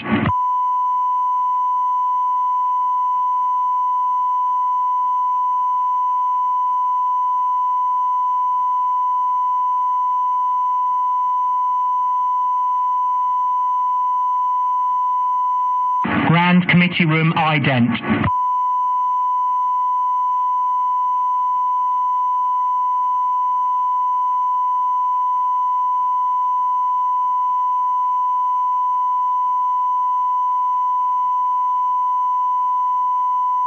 Grand Committee Room ident.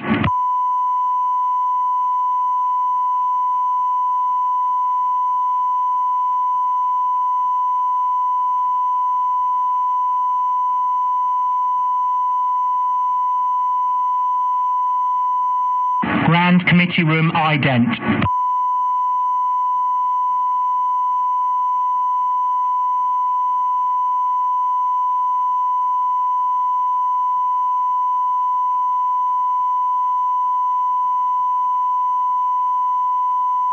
Grand Committee Room ident.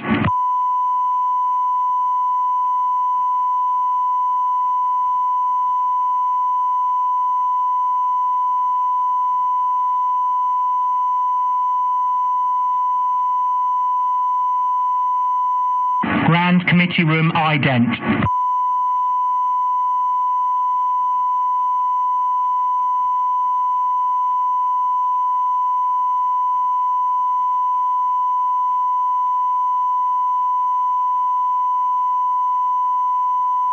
Grand Committee Room ident.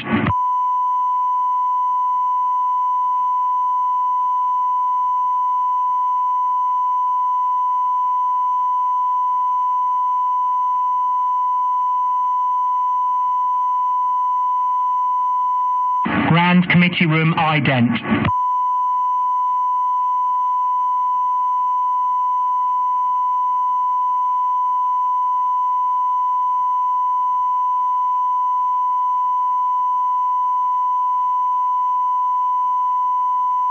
Grand Committee Room ident.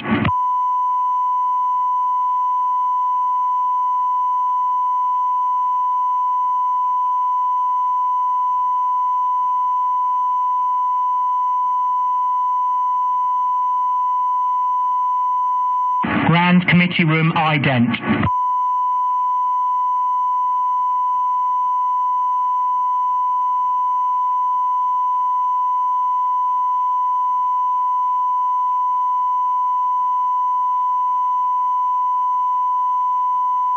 Grand Committee Room ident.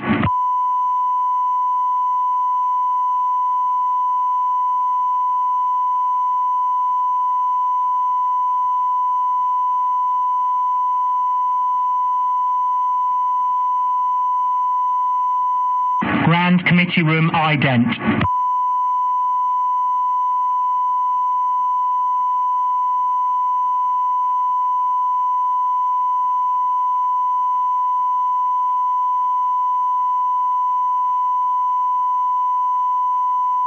Grand Committee Room ident.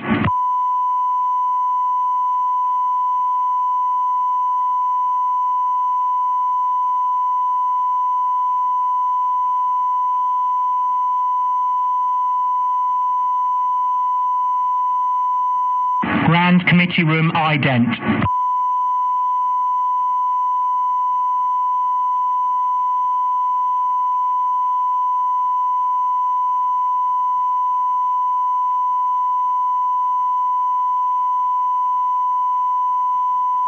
Grand Committee Room ident.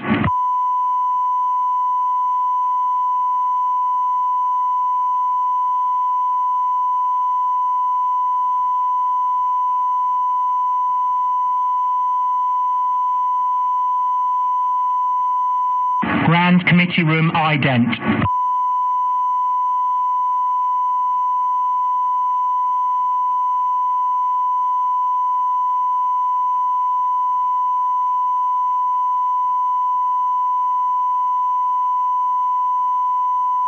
Grand Committee Room ident.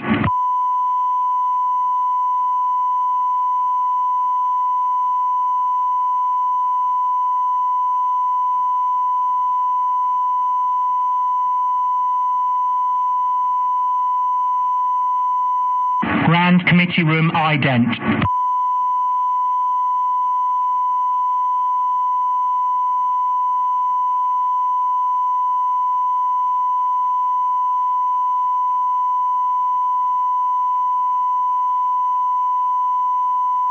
Grand Committee Room ident.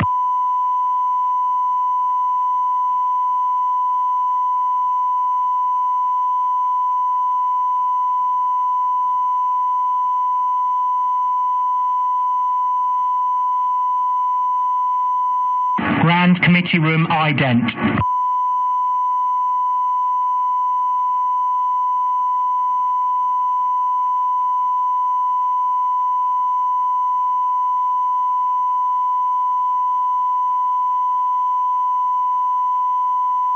Grand Committee Room ident.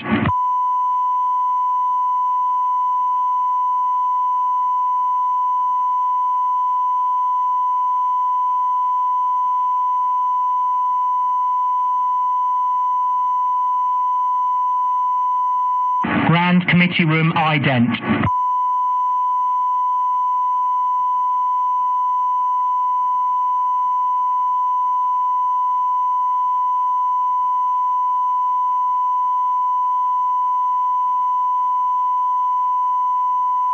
Grand Committee Room ident.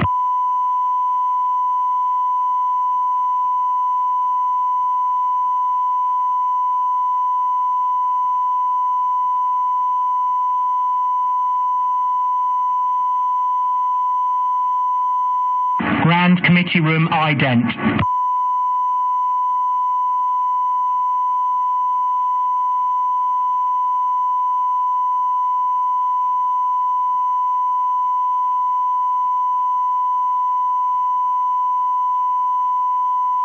Grand Committee Room ident.